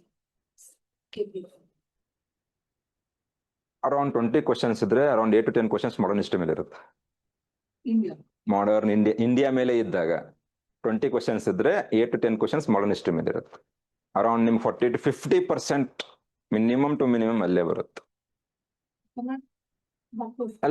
ಅಲ್ಲ KPSC ಅಂತ ಬಂದಾಗ, UPSC ಅಂತ ಬಂದಾಗ, ಫಾರ್ ಎಕ್ಸಾಂಪಲ್ ಇವಾಗ ವಿಜಯನಗರ ಎಂಪೈರ್ ಇದೆ, you will study in Indian history and also in Karnataka history, right? ಆ ರೀತಿ ಆಗುತ್ತೆ. ಕರ್ನಾಟಕ ಅಂತ ನೀವು ಕಂಪ್ಲೀಟ್ಲಿ KPSC KAS ಅಂತ ಬಂದಾಗ 20-22 ಕ್ವಶನ್ಸ್ ಇರುತ್ತೆ. ಅಲ್ಲೇ ಇರುತ್ತೆ, ವೇರಿಯೇಷನ್ಸ್ ಏನ್ ಜಾಸ್ತಿ ಆಗೋದಲ್ಲ. ಅಲ್ಲೂ ಕೂಡ ಮಾಡರ್ನ್ ಹಿಸ್ಟ್ರಿ ಮೇಲೆ ಕ್ವಶನ್ಸ್ ಜಾಸ್ತಿ. ಈಗ for example modern Indian history ಅಂದ್ರೆ ನೀವಲ್ಲಿ ಕರ್ನಾಟಕನು ಬಂತು, ಇಂಡಿಯಾನು ಬಂತಲ್ವಾ, ಇವಾಗ Combination. ಅಲ್ಲಿ ಬಂದ್ಬಿಡುತ್ತೆ. ಅದ್ರ ನೀವು ಹೇಗೆ ಸೆಗ್ರಿಗೇಟ್ ಮಾಡ್ತೀರಾ? ಫಾರ್ ಎಕ್ಸಾಂಪಲ್ ಟಿಪ್ಪು ಸುಲ್ತಾನ್ ಮೇಲೆ ಕೇಳಿದ್ರು ಅಂತ ಇಟ್ಕೊಳ್ಳಿ ಕ್ವಶನ್, ಆ ತರ. So there were some Irani brothers. Indian Muslims, Sayyid brothers. Don't worry about the groups. Okay, ಅಂದ್ರೆ ನಿಮ್ಗೆ ಕ್ಲಾರಿಟಿ ಇರ್ಲಿ ಅಂತ ಹೇಳ್ತಾ, ಅಂದ್ರೆ ಅವ್ರವ್ರ ಮಧ್ಯೆ ಕನ್ಫ್ಲಿಕ್ಟ್ ಇದ್ದಿದ್ದಕ್ಕೆ ಕಿಂಗ್ ಮರ್ಡರ್ ಆಗ್ತಾ ಇದ್ದಾನೆ ಇವಾಗ ಅಷ್ಟೇ. ನಾಳೆ ನೀವು ಅಷ್ಟೇ, ಇವಾಗ ಫಾರ್ ಎಕ್ಸಾಂಪಲ್ ನಾಳೆ IAS IPS ಆಗ್ತಿರಲ್ಲ, ನಿಮ್ಮ ಸ್ಪೌಸಿಗೆ ಗೊತ್ತಿರೋದಿಲ್ಲ ಅಷ್ಟು ನಿಮ್ಮ ಬಗ್ಗೆ ನಿಮ್ಮ ಡ್ರೈವರು ನಿಮ್ಮ ಪ್ಯೂನ್ ಗೊತ್ತಿರುತ್ತೆ, ಗೊತ್ತಾ? ಯಾಕಂದ್ರೆ ಜಾಸ್ತಿ ಡೇ ಸ್ಪೆಂಡ್ ಮಾಡೋದು ನೀವು ಯಾರ ಜೊತೆಗೆ? ನಿಮ್ ಪ್ಯೂನು, ನಿಮ್ ಕಾರ್ ಡ್ರೈವರ್ ಜೊತೆಗೆ, ನಿಮ್ ಸ್ಪೌಸ್ ಜೊತೆಗೆ ಸ್ಪೆಂಡ್ ಮಾಡೋದಿಲ್ಲ ನೀವು. ಹೀಗಾಗಿ ಏನಿರುತ್ತೆ, ಇವ್ರು ಡಿಸೈಡ್ ಅಂದ್ರೆ ಮಿನಿಸ್ಟರ್ಸ್ ಏನಾಗ್ಬಿಟ್ರೆ ಇವಾಗ ಕಿಂಗ್ ಮೇಕರ್ಸ್ ಆಗ್ತಾ ಇದ್ದಾರೆ. ಇವಾಗ ಜುಲ್ಫಿಕಾರ್ ಖಾನ್ ಹೆಲ್ಪ್ ತಗೊಂಡು ಜಹಾಂದಾರ್ ಶಾ ಬಂದಿದ್ದಾನೆ, ಸಯೀದ್ ಹೆಲ್ಪ್ ತಗೊಂಡು ಯಾರು ಬಂದಿದ್ದಾರೆ ಇವಾಗ? ಫರೂಕ್ ಸಿಯಾರ್. ಹಾಗಿದ್ಮೇಲೆ ಫರೂಕ್ ಸಿಯಾರ್ ಯಾರ ಮಾತನ್ನ ಕೇಳಬೇಕು? whom should he listen to? Saeed brothers, right? So Farooq Shiar was just also a puppet in the hands of the Saeed brothers. ಇವಾಗ ಸಯೀದ್ ಬ್ರದರ್ಸ್ ಹೆಲ್ಪ್ ತಗೊಂಡ್ಬಿಟ್ಟು ಅವನು ರಾಜ ಆಗಿದ್ದಾನ ಅಂದ್ಮೇಲೆ ಅವ್ರಿಗೆ ಏನಾದ್ರು ವಾಪಸ್ ಕೊಡ್ಲೇಬೇಕಲ್ಲ, ಇಂಪಾರ್ಟೆಂಟ್ ಪೋಸ್ಟ್ ಕೊಡ್ಲೇಬೇಕಲ್ಲ ಅಡ್ಮಿನಿಸ್ಟ್ರೇಷನ್ ದಲ್ಲಿ. ಸೊ ದೇವರ್ ಅಪಾಯಿಂಟೆಡ್ ಇನ್ ಇಂಪಾರ್ಟೆಂಟ್ ಪೋಸ್ಟ್ಸ್, ಒಳ್ಳೆ ಒಂದು ಹುದ್ದೆಗಳನ್ನ ಕೊಡ್ತಾನೆ, ಕೊಟ್ಬಿಟ್ಟು ಅಪಾಯಿಂಟ್ ಮಾಡ್ಕೊಂಡಿರ್ತಾನೆ. ಒಂದ್ ನೆನಪಿಡಿ, ಇಲ್ಲಿ ಇವಾಗ ಮೊಘಲ್ಸ್ ರೂಲ್ ಮಾಡ್ತಾ ಇದ್ದಿದ್ದು ಎಲ್ಲಿ? ಇಂಡಿಯಾ. ಅಕ್ಬರ್ ಒಂದ್ ಮಾತು ಹೇಳ್ತಾನೆ ಸ್ಟಾರ್ಟಿಂಗ್ ಅಲ್ಲಿ, ನಾವು ರೂಲ್ ಮಾಡ್ತಾ ಇದ್ದಿದ್ದಲ್ಲಿ ಇಂಡಿಯಾದಲ್ಲಿ. First of all majority population ಏನಿದೆ? ಹಿಂದೂಸ್ ಇದ್ದಾರೆ. ನಾವೇನಿದೀವಿ? ನಮ್ಮನ್ನ ಇವ್ರು ಎಕ್ಸೆಪ್ಟ್ ಮಾಡ್ಬೇಕಂದ್ರೆ ನಾವು ಯಾವ ರೀತಿ ಕೆಲಸ ಮಾಡ್ಬೇಕು? We are Muslims, majority population is Hindu, not in a pro-Hindu. At least we should give them some privileges, right? For example, Akbar went on to abolish the jizya. Jizya means it was a tax imposed on non-Muslims. And there was a tax called as pilgrimage tax. Suppose ನೀವು ನಾಳೆ ಯಾವ್ದಾದ್ರು ದೇವಸ್ಥಾನಕ್ಕೆ ಭೇಟಿ ನೀಡಬೇಕಂದ್ರೆ ಅಕ್ಬರ್ ಇರೋ ಟೈಮಲ್ಲಿ ಏನಾಗಿತ್ತು, first tax pay ಮಾಡಿಬಿಟ್ಟು ಆ ದೇವಸ್ಥಾನಕ್ಕೆ ಹೋಗ್ಬೇಕಾಗಿತ್ತು. ಸಪೋಸ್ ಧರ್ಮಸ್ಥಳಕ್ಕೆ ಹೋಗ್ಬೇಕು ಅಂತ ಇಟ್ಕೊಳ್ಳಿ ನೀವು ಇವಾಗ, it is a pilgrimage, right? You are suppose to pay the tax before visiting dharma. ಈ ರೀತಿಯಾದಂತ ಒಂದು pilgrimage tax. Whenever you visit, you are suppose to pay pilgrimage tax. Akbar went on to abolish the pilgrimage tax. Means he trying to win the hearts of the people, right? ಜನರನ್ನ ಗಳಿಸಬೇಕು. So ಅದಕ್ಕೆ ಇವಾಗ ಎಲ್ಲಾ ಕಡೆ ಏನಾಗ್ಬಿಟ್ಟಿದೆ, ಇವಾಗ ಈ ರೀತಿ ಕೆಲವೊಂದು ಕನ್ಫ್ಲಿಕ್ಟ್ಸ್ ಆಗ್ತಾ ಇತ್ತು. ಅದಕ್ಕೆ ಫರೂಕ್ ಸಿಯಾರ್ ಏನ್ ಮಾಡ್ತಾನಂದ್ರೆ, ಔರಂಗಜೇಬ್ ಜಜಿಯಾನ ರೀಇಂಪೋಸ್ ಮಾಡಿರ್ತಾನೆ. Akbar abolish jizya which was a tax imposed on the non Muslims. Aurangzeb reimpose the tax. That tax was abolished by Farooq Siyar. To win the people, he went on to abolish the jizya. Jizya means a tax imposed on non-Muslims. Who are non-Muslims? Like Sikhs, Hindus, Buddhists, Jains, whoever it may be. ಅವ್ರ ಮೇಲೆ impose ಏನ್ ಮಾಡ್ತಾ ಇದಾರಲ್ಲ ಅಂದ್ರೆ ಮುಸ್ಲಿಮೇತರರ ಮೇಲೆ ಏನ್ impose ಮಾಡ್ತಾ ಇದಾರಲ್ಲ ಆ ಟ್ಯಾಕ್ಸ್ ನ ಜಜಿಯಾ ಅಂತ ಕರಿತಾ ಇದ್ರು. ಅದನ್ನ ನೀವು ಏನ್ ಮಾಡ್ತಾನೆ, ಅಬಾಲಿಷ್ ಮಾಡ್ತಾನೆ. Pilgrimage also. Not place tax, only jizya. ಹೌದಾ? ಇವಾಗ ಕತೆ ಕೇಳಿ ಮತ್ತೆ. ಆಲ್ರೆಡಿ ಇವಾಗ ಯುರೋಪಿಯನ್ಸ್ ಇಂಡಿಯಾಕ್ಕೆ ಬಂದಿದ್ದಾರೆ. Europeans already came to India. For example next chapter ದಲ್ಲಿ ಬರುತ್ತೆ. Portuguese they were the first to come. They were followed by the Dutch, they were followed by the British, and they were followed by the French. Okay? Already Portuguese wash out ಆಗಿದ್ರು. French ಇವಾಗ ಸ್ವಲ್ಪ conflict ನಡೀತಾ ಇದೆ. Britishers ಇದ್ದಾರೆ. Dutch they were not interested in Indian market. They were very much interested in Indian Malayan archipelago ಅಂತ ಕರಿತೀವಿ ನಾವು. ಅಂದ್ರೆ ಆರ್ಕಿಪೆಲಗೋ ಅಂದ್ರೆ ಏನು? A group of islands, right? ಡಚ್ಗೆ ಏನಾಗಿತ್ತು, ಇಂಡಿಯಾದಲ್ಲಿ ಇಂಟ್ರೆಸ್ಟ್ ಇರಲಿಲ್ಲ. ಮಲಯನ್ ಆರ್ಕಿಪಲ್ ಹಂಗ ಜಾವಾ, ಸುಮಾತ್ರಾ, ಇಂಡೋನೇಷ್ಯಾ, ಫಿಲಿಪೀನ್ಸ್ ಈ ರೀತಿ ಅಲ್ಲಿ ಇಂಟ್ರೆಸ್ಟ್ ಇತ್ತು. ಹೀಗಾಗಿ ಈ ಟೈಮಲ್ಲಿ ಅಂದ್ರೆ ಫರೂಕ್ ಸಿಯಾರ್ ಇರೋ ಟೈಮಲ್ಲಿ ಏನಾಗಿತ್ತು, ಬ್ರಿಟಿಷರ್ಸ್ ವರ್ ಪವರ್ಫುಲ್. ಅವ್ರು ತುಂಬಾ ಏನಾದ್ರು ಪವರ್ಫುಲ್ ಇದ್ರು. ಯಾರು? ಬ್ರಿಟಿಷರ್ಸ್. ನಾನು ನಿನ್ನೆ ಹೇಳಿದ್ದೆ ನಿಮಗೆ ಏನಂತ, ಮಿಸ್ಕ್ಯಾಲ್ಕುಲೇಟ್ ಮಾಡಿಬಿಟ್ಟು ಬ್ರಿಟಿಷರ್ಸ್ ಏನ್ ಮಾಡಿದ್ರು, ಇವಾಗ ಔರಂಗಜೇಬ್ ಮೇಲೆ ಯುದ್ಧಕ್ಕೆ ಹೋಗಿದ್ರು ಅಂತ ಹೇಳಿದ್ದು. They waged the war but they were beaten up, right? Britishers ಇವಾಗ ಅನಿಸ್ಬಿಡ್ತು ಏನಂತ, ಔರಂಗಜೇಬ್ ಹೇಗಾದ್ರೂ ಏನಾಗಿದ್ದಾನೆ, ತೀರೋಗಿದ್ದಾನೆ. ಇವಾಗ ನಾವೇನಾದ್ರು ಇಲ್ಲಿ ಮಾಡ್ಲೇಬೇಕು. ಅದಕ್ಕೆ ಅವ್ರು ಏನ್ ಮಾಡ್ತಾರೆ, ಡೈರೆಕ್ಟ್ ಆಗಿ ಮತ್ತೆ ವಾರ್ ಮಾಡ್ಲಿಕ್ಕೆ ಹೋಗೋದಿಲ್ಲ, ಮತ್ತೆ ಹೊಡೆದ್ರೆ ಏನ್ ಮಾಡೋದು ಅಂತ ಹೇಳ್ಬಿಟ್ಟು. ಸೊ ಅದಕ್ಕೆ ಅವ್ರು ಏನ್ ಮಾಡ್ತಾರೆ, ಫರೂಕ್ ಸಿಯಾರ್ ಹತ್ರ ಹೋಗ್ತಾರೆ. ಸರ್ ನಾವು ನಿಮಗೆ ಟ್ರೇಡ್ ಮಾಡ್ತೀವಿ, ಒಳ್ಳೆ ಟ್ಯಾಕ್ಸ್ ಬರುತ್ತೆ, ನಿಮಗೂ ಬೆಳಿಗ್ಗೆ ಎದ್ದ ತಕ್ಷಣ ಕುಡಿಲಿಕ್ಕೆ ಟೀ ಕಾಸಿಲ್ಲ, ಟ್ಯಾಕ್ಸ್ ಬರುತ್ತೆ ನೋಡಿ ಅಂತ ಹೇಳ್ತಾರೆ. ಸರಿ ಏನ್ ಬೇಕು ನಿಮಗೆ? ಸರ್ ನಮ್ಗೊಂದು ಕೆಲವೊಂದು ಪ್ರಿವಿಲೇಜಸ್ ಕೊಡಿ. So Farooq Siyar went on to issue a farman in the year 1717. ಫರ್ಮಾನ್ ಅಂದ್ರೆ ಏನು? ಫಾರ್ ಎಕ್ಸಾಂಪಲ್ ಗೌರ್ಮೆಂಟ್ ಆರ್ಡರ್ ಅಂತ ಕರಿತೀವಿ, ಗೊತ್ತಾ? ಜಿಯೋ ಅಂತ ಕರಿತೀವಿ ನಾವು. ಇವಾಗ ನಾಳೆ ನೀವು ಆಫೀಸರ್ಸ್ ಆದ್ಮೇಲೆ ಜಿಯೋ ಅಂತ ಇಶ್ಯೂ ಮಾಡ್ತಾರೆ. ಗವರ್ನಮೆಂಟ್ ಆರ್ಡರ್ ಅಂದ್ರೆ ಒಂದು ಆರ್ಡರ್ ಇಶ್ಯೂ ಮಾಡ್ತಾನೆ. ಆರ್ಡರ್ ದಲ್ಲಿ ಅವನೇನ್ ಹೇಳ್ತಾನೆ, they went on to give the privileges to the British East India company. 1717 ಫರ್ಮಾನ್ ತುಂಬಾ ಇಂಪಾರ್ಟೆಂಟ್. ನೆಕ್ಸ್ಟ್ ಕ್ಲಾಸಸ್ ಅಲ್ಲಿ ತುಂಬಾ ಬರ್ತದೆ, ಇದು ನೆನ್ಪಿಟ್ಟಿರಿ. 1717 farman which was issued by the Farooq Siyar was one of the reason for the outbreak of the Battle of Plassey. Plassey ಕದನವಾಗಲಿಕ್ಕೆ ಅಂದ್ರೆ British East India ಮತ್ತೆ ಬೆಂಗಾಲ್ ನವಾಬ ಮಧ್ಯೆ ಪ್ಲಾಸಿ ಕದನವಾಗಲಿಕ್ಕೆ ಈ 1717 ಫರ್ಮಾನ್ ಕೂಡ ಏನಿದೆ, ಒಂದು ಕಾರಣವಾಗುತ್ತೆ. ದಿಸ್ ಫರ್ಮಾನ್ issued by the Farooq Siyar went on to become one of the reason for the outbreak of battle of Plassey. ಕೇಳಿ ಆ ಫರ್ಮಾನ್ದಲ್ಲಿ ಇವಾಗ ಏನಾದ್ರು ಪ್ರಿವಿಲೇಜ್ ಕೊಡ್ಬೇಕಲ್ವಾ? ಇವಾಗ ಏನ್ ಪ್ರಿವಿಲೇಜ್ ಕೊಟ್ಟಿರ್ತಾನೆ? ಫಸ್ಟ್ ಪಾಯಿಂಟ್ ಕರೆಕ್ಟ್ ನೋಟ್ ಮಾಡ್ಕೊಳ್ಳಿ, UPSC prelims question. First point, British East India company, British East India company, British East India company was permitted to carry on free trade in Bengal.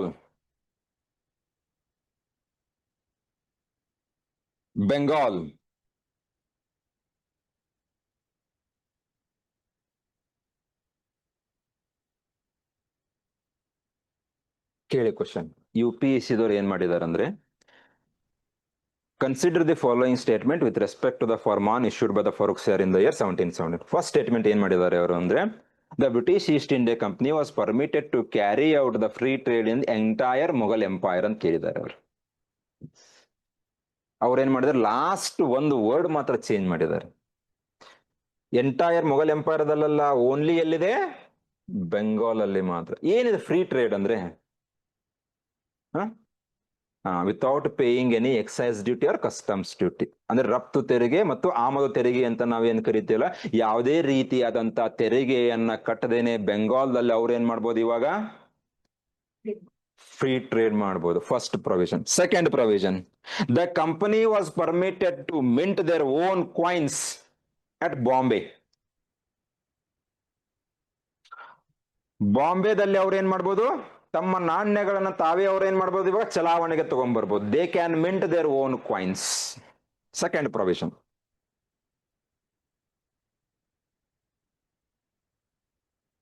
ಹೌದಾ? Suppose ಇವಾಗ free trade ಮಾಡ್ಲಿಕ್ಕೆ permission ಕೊಟ್ರು, ಹೌದಾ? Free trade ಮಾಡ್ಬೇಕಂದ್ರೆ for example ಬೆಂಗಾಲ್ದಲ್ಲಿ Indian merchants ಇದಾರೆ, British East India ಕಂಪ್ನಿನೇ ಇದೆ. ಒಂದ್ ಯಾವ್ದೋ ಇವಾಗ ವೆಹಿಕಲ್ ಬಂತು, ಗೂಡ್ಸ್ ವೆಹಿಕಲ್, ಅದನ್ನ ಡಿಫ್ರೆನ್ಶಿಯೇಟ್ ಮಾಡ್ಬೇಕಲ್ವಾ ಇವಾಗ ಇಂಡಿಯಾದು ಅಥವಾ ಬ್ರಿಟಿಷರ್ಸ್, ಹೇಗ್ ಮಾಡ್ತೀರ? ಹ ಇಲ್ಲ ಕಾಯಿನ್ಸ್ ಅಲ್ಲಿ ಹೆಂಗ್ ಗೊತ್ತಾಗುತ್ತೆ? ಫಾರ್ ಎಕ್ಸಾಂಪಲ್ ಬ್ರಿಟಿಷರ್ಸ್ ಏನ್ ಮಾಡಿದ್ದಾರೆ, ಒಂದು 100 ಶೇರ್ಸ್ ನ ಮ್ಯಾನುಫ್ಯಾಕ್ಚರ್ ಮಾಡಿದ್ದಾರೆ, ಅದನ್ನೆಲ್ಲೇ ಎಕ್ಸ್ಪೋರ್ಟ್ ಮಾಡ್ಬೇಕು. ಇವಾಗ ಅವ್ರ ಫ್ರೀ ಟ್ರೇಡ್ ಇದೆ, ಅದನ್ನ ಇವಾಗ ನೀವೇನಾದ್ರೂ ಮಾಡಿ ಅದನ್ನ ಏನ್ ಮಾಡ್ಬೇಕು, ಇವಾಗ ಫ್ರೀ ಆಗ್ಬೇಕಂದ್ರೆ ಏನ್ ಮಾಡ್ಬೇಕು? ಪಾಸ್ ತೋರಿಸ್ಬೇಕು ತಾನೆ ಇವಾಗ. ಸೊ ಇಲ್ಲಿ ಏನಾಗತ್ತಂದ್ರೆ British East India company was allowed to issue ದಸ್ತಕ್ಸ್. ದಸ್ತಕ್ಸ್ ಏನು means? passes for the movement of the goods, British East India Company was allowed to issue dastaks. British East India Company ಏನ್ ಮಾಡಬಹುದು, ಇವಾಗ ದಸ್ತಕ್ಸ್ ಅವರು ನೀಡುವಂತಹ ಒಂದು ಅಧಿಕಾರವನ್ನು ನೀಡಲಾಯಿತು. ಏನ್ ದಸ್ತಕ್ಸ್ ಅಂದ್ರೆ? ಪಾಸ್. ಸಪೋಸ್ ಇವಾಗ ನಂದು ವೆಹಿಕಲ್ ಬಂತು, ನಾನು ಏನ್ ಮಾಡ್ತೀನಿ, ಇವಾಗ ಆ ಪಾಸ್ ತೋರಿಸ್ತೀನಿ, ಟ್ಯಾಕ್ಸ್ ಕಟ್ಟೋ ಹಾಗಿಲ್ಲ, ಹೋಗ್ಬಿಡ್ತೀನಿ. ಇಂಡಿಯನ್ ವೆಹಿಕಲ್ ಬಂತು, ಅವನ ಹತ್ರ ಪಾಸ್ ಇರೋದಿಲ್ಲ, ಅವನ್ ಏನ್ ಮಾಡ್ತಾನೆ, ಇಲ್ಲಿ ಟ್ಯಾಕ್ಸ್ ಪೇ ಮಾಡಬೇಕು. ಸಿಂಪಲ್ ಇನ್ ಟೋಲ್ ಟ್ಯಾಕ್ಸ್ ಅಷ್ಟೇ, ಮತ್ತೇನಿಲ್ಲ. Cheap assets. ಫಾರ್ ಎಕ್ಸಾಂಪಲ್ ನಮ್ಮ vehicle,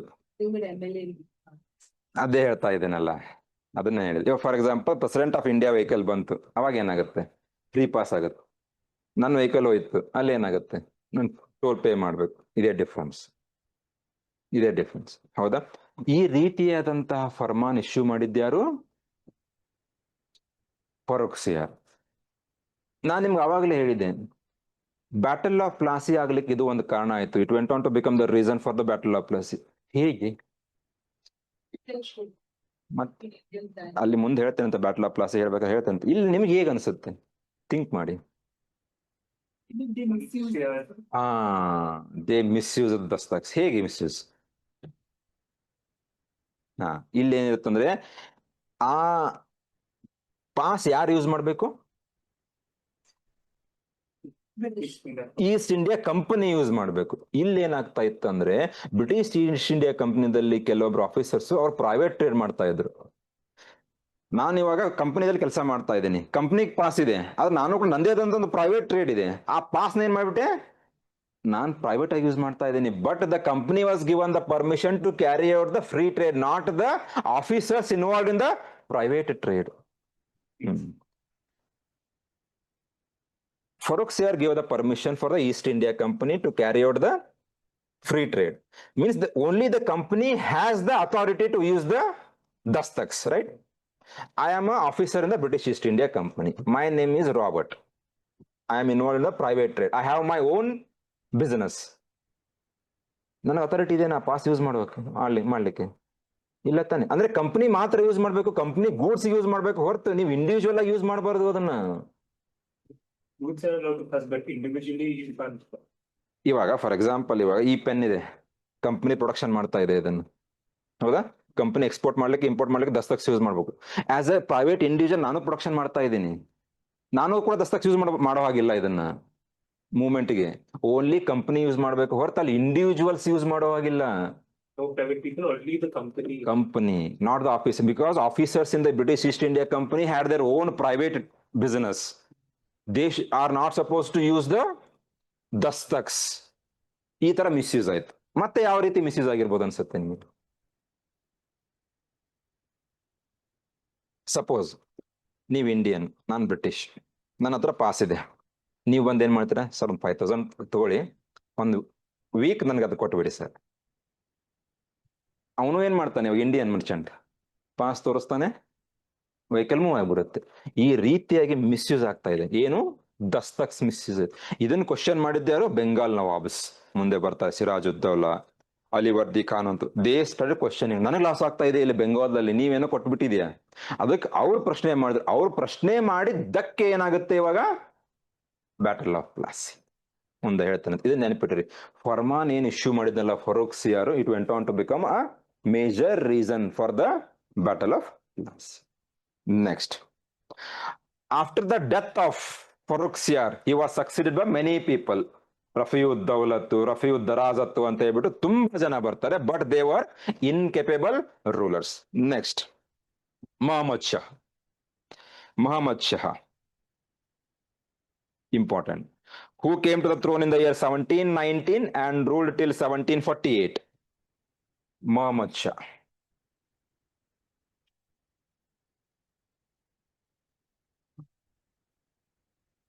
Muhammad Shah.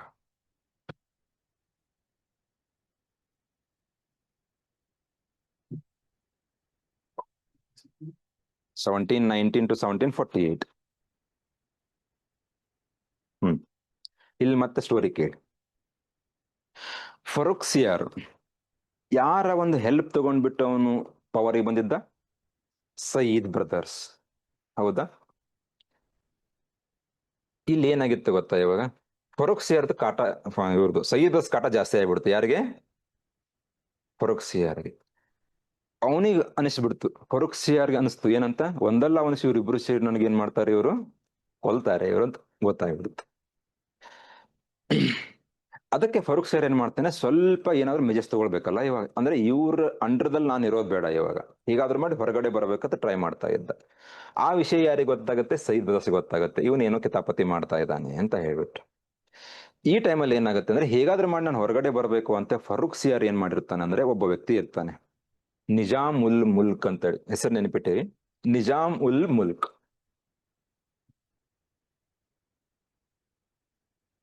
ಇವನೇನಿರ್ತಾನಂದ್ರೆ Hyderabad Deccan ಪ್ರದೇಶದ ಗವರ್ನರ್ ಇರ್ತಾನೆ. Who was looking after he was an officer. Nizam ul Mulk was an officer in Hyderabad who was looking after the administration of the Hyderabad. Farrukh Siyar ಏನ್ ಮಾಡ್ತಾನೆ, ಕಾಲ್ ಮಾಡ್ತಾನೆ, ಏನಂತ, ಈ ರೀತಿ ನನಗೆ ಇವ್ರ ಕಾಟ ಜಾಸ್ತಿ, ಸೈದ್ ಕಾಟ ಜಾಸ್ತಿ ಆಗಿದೆ, ನನಗೆ ಹೇಗಾದ್ರೂ ಮಾಡಿ ಇವ್ರನ್ನ ಎಲಿಮಿನೇಟ್ ಮಾಡ್ಬೇಕು, ನಾನು ಹೆಲ್ಪ್ ಮಾಡ್ಲಿಕ್ಕೆ ಬಾ ಅಂತ ಕಾಲ್ ಮಾಡಿದ್ರು. ನಿಜಾಮ್ ಉಲ್ ಮುಲ್ಕ್ ಡೆಲ್ಲಿ ಹೋಗೋಷ್ಟು ಒಳಗಡೆನೆ ಸಯೀದ್ ಬ್ರದರ್ಸ್ ಏನ್ ಮಾಡ್ಬಿಡ್ತಾರ ಅಂದ್ರೆ, they went on to kill Farrukh Siyar. ಅಂದ್ರೆ ಮಿನಿಸ್ಟರ್ಸ್, ಅವ್ರವ್ರ ಮಿನಿಸ್ಟರ್ಸ್ ಏನ್ ಮಾಡ್ತಾ ಇದ್ದಾರೆ, ಅವ್ರವ್ರ ಕಿಂಗ್ಸ್ ನ ಕೊಲ್ತಾ ಇದ್ದಾರೆ. ಸೊ 1719 ಯಾರು ಇವಾಗ ಬಂದಿದ್ದಾರೆ ಪವರ್ಗೆ? ಮೊಹಮ್ಮದ್ ಶಾ ಅಂತ.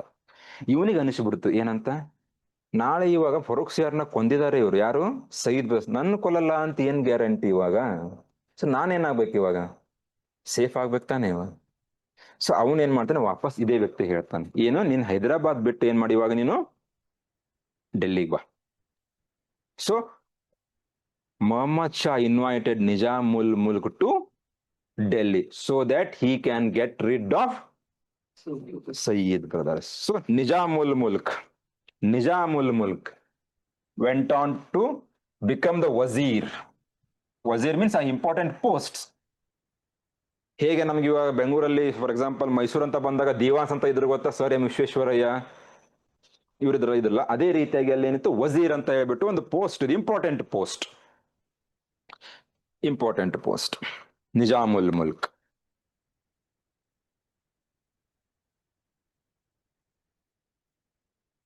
He was appointed as a wazir.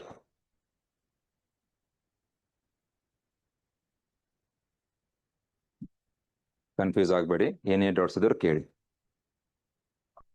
Mohammed Shah ಪವರಿಗೆ ಬಂದಿದ್ದಾನೆ, he invited Nizam ul Mulk, he went on to become the ವಜೀರ್, ರೈಟ್? ಹೇಗಾದ್ರೂ ಮಾಡಿ ಇವಾಗ ಯಾರನ್ನ ಎಲಿಮಿನೇಟ್ ಮಾಡಬೇಕು?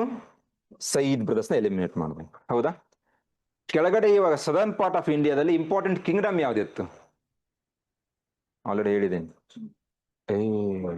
ಮರಾಠಾಸ್. ನೀವು ಮೆಡಿವಲ್ ಓದಿರಿ, ಮರಾಠಾಸ್ ಇದಾರ, ಸಾಹು ಇದ್ನ, ನಾನು ನಿಮ್ಗೆ ಹೇಳಿದ್ದೆ ಸಾಹು ಇರ್ತಾನ, ಅವನಿಗೆ ಸಾಹುಗೆ ಒಬ್ಬನ ಹೆಲ್ಪ್ ಮಾಡಿದ್ದ ಅಂತ ಹೇಳಿದ್ದೆ ಪವರಿಗೆ ಬರ್ಲಿಕ್ಕೆ, ಯಾರು? ಬಾಲಾಜಿ ವಿಶ್ವನಾಥ್, ಹೌದಾ? ಇವಾಗ ಅವರಿಗೆ ಕೂಡ ಏನಾಗಿದೆ, the Marathas also wanted to expand their territories. And tell me one thing, why they wanted to expand the territories? Marathas ಕೂಡ ಏನಾಗಿತ್ತು, ತಮ್ಮ ಗಡಿಗಳನ್ನ ವಿಸ್ತಾರ ಮಾಡಬೇಕಾಗಿತ್ತು. Why they were expanding? ಯಾಕೆ ಅವರು ತಮ್ಮ ಗಡಿಗಳನ್ನ ವಿಸ್ತಾರ ಮಾಡ್ತಾ ಇದ್ರು?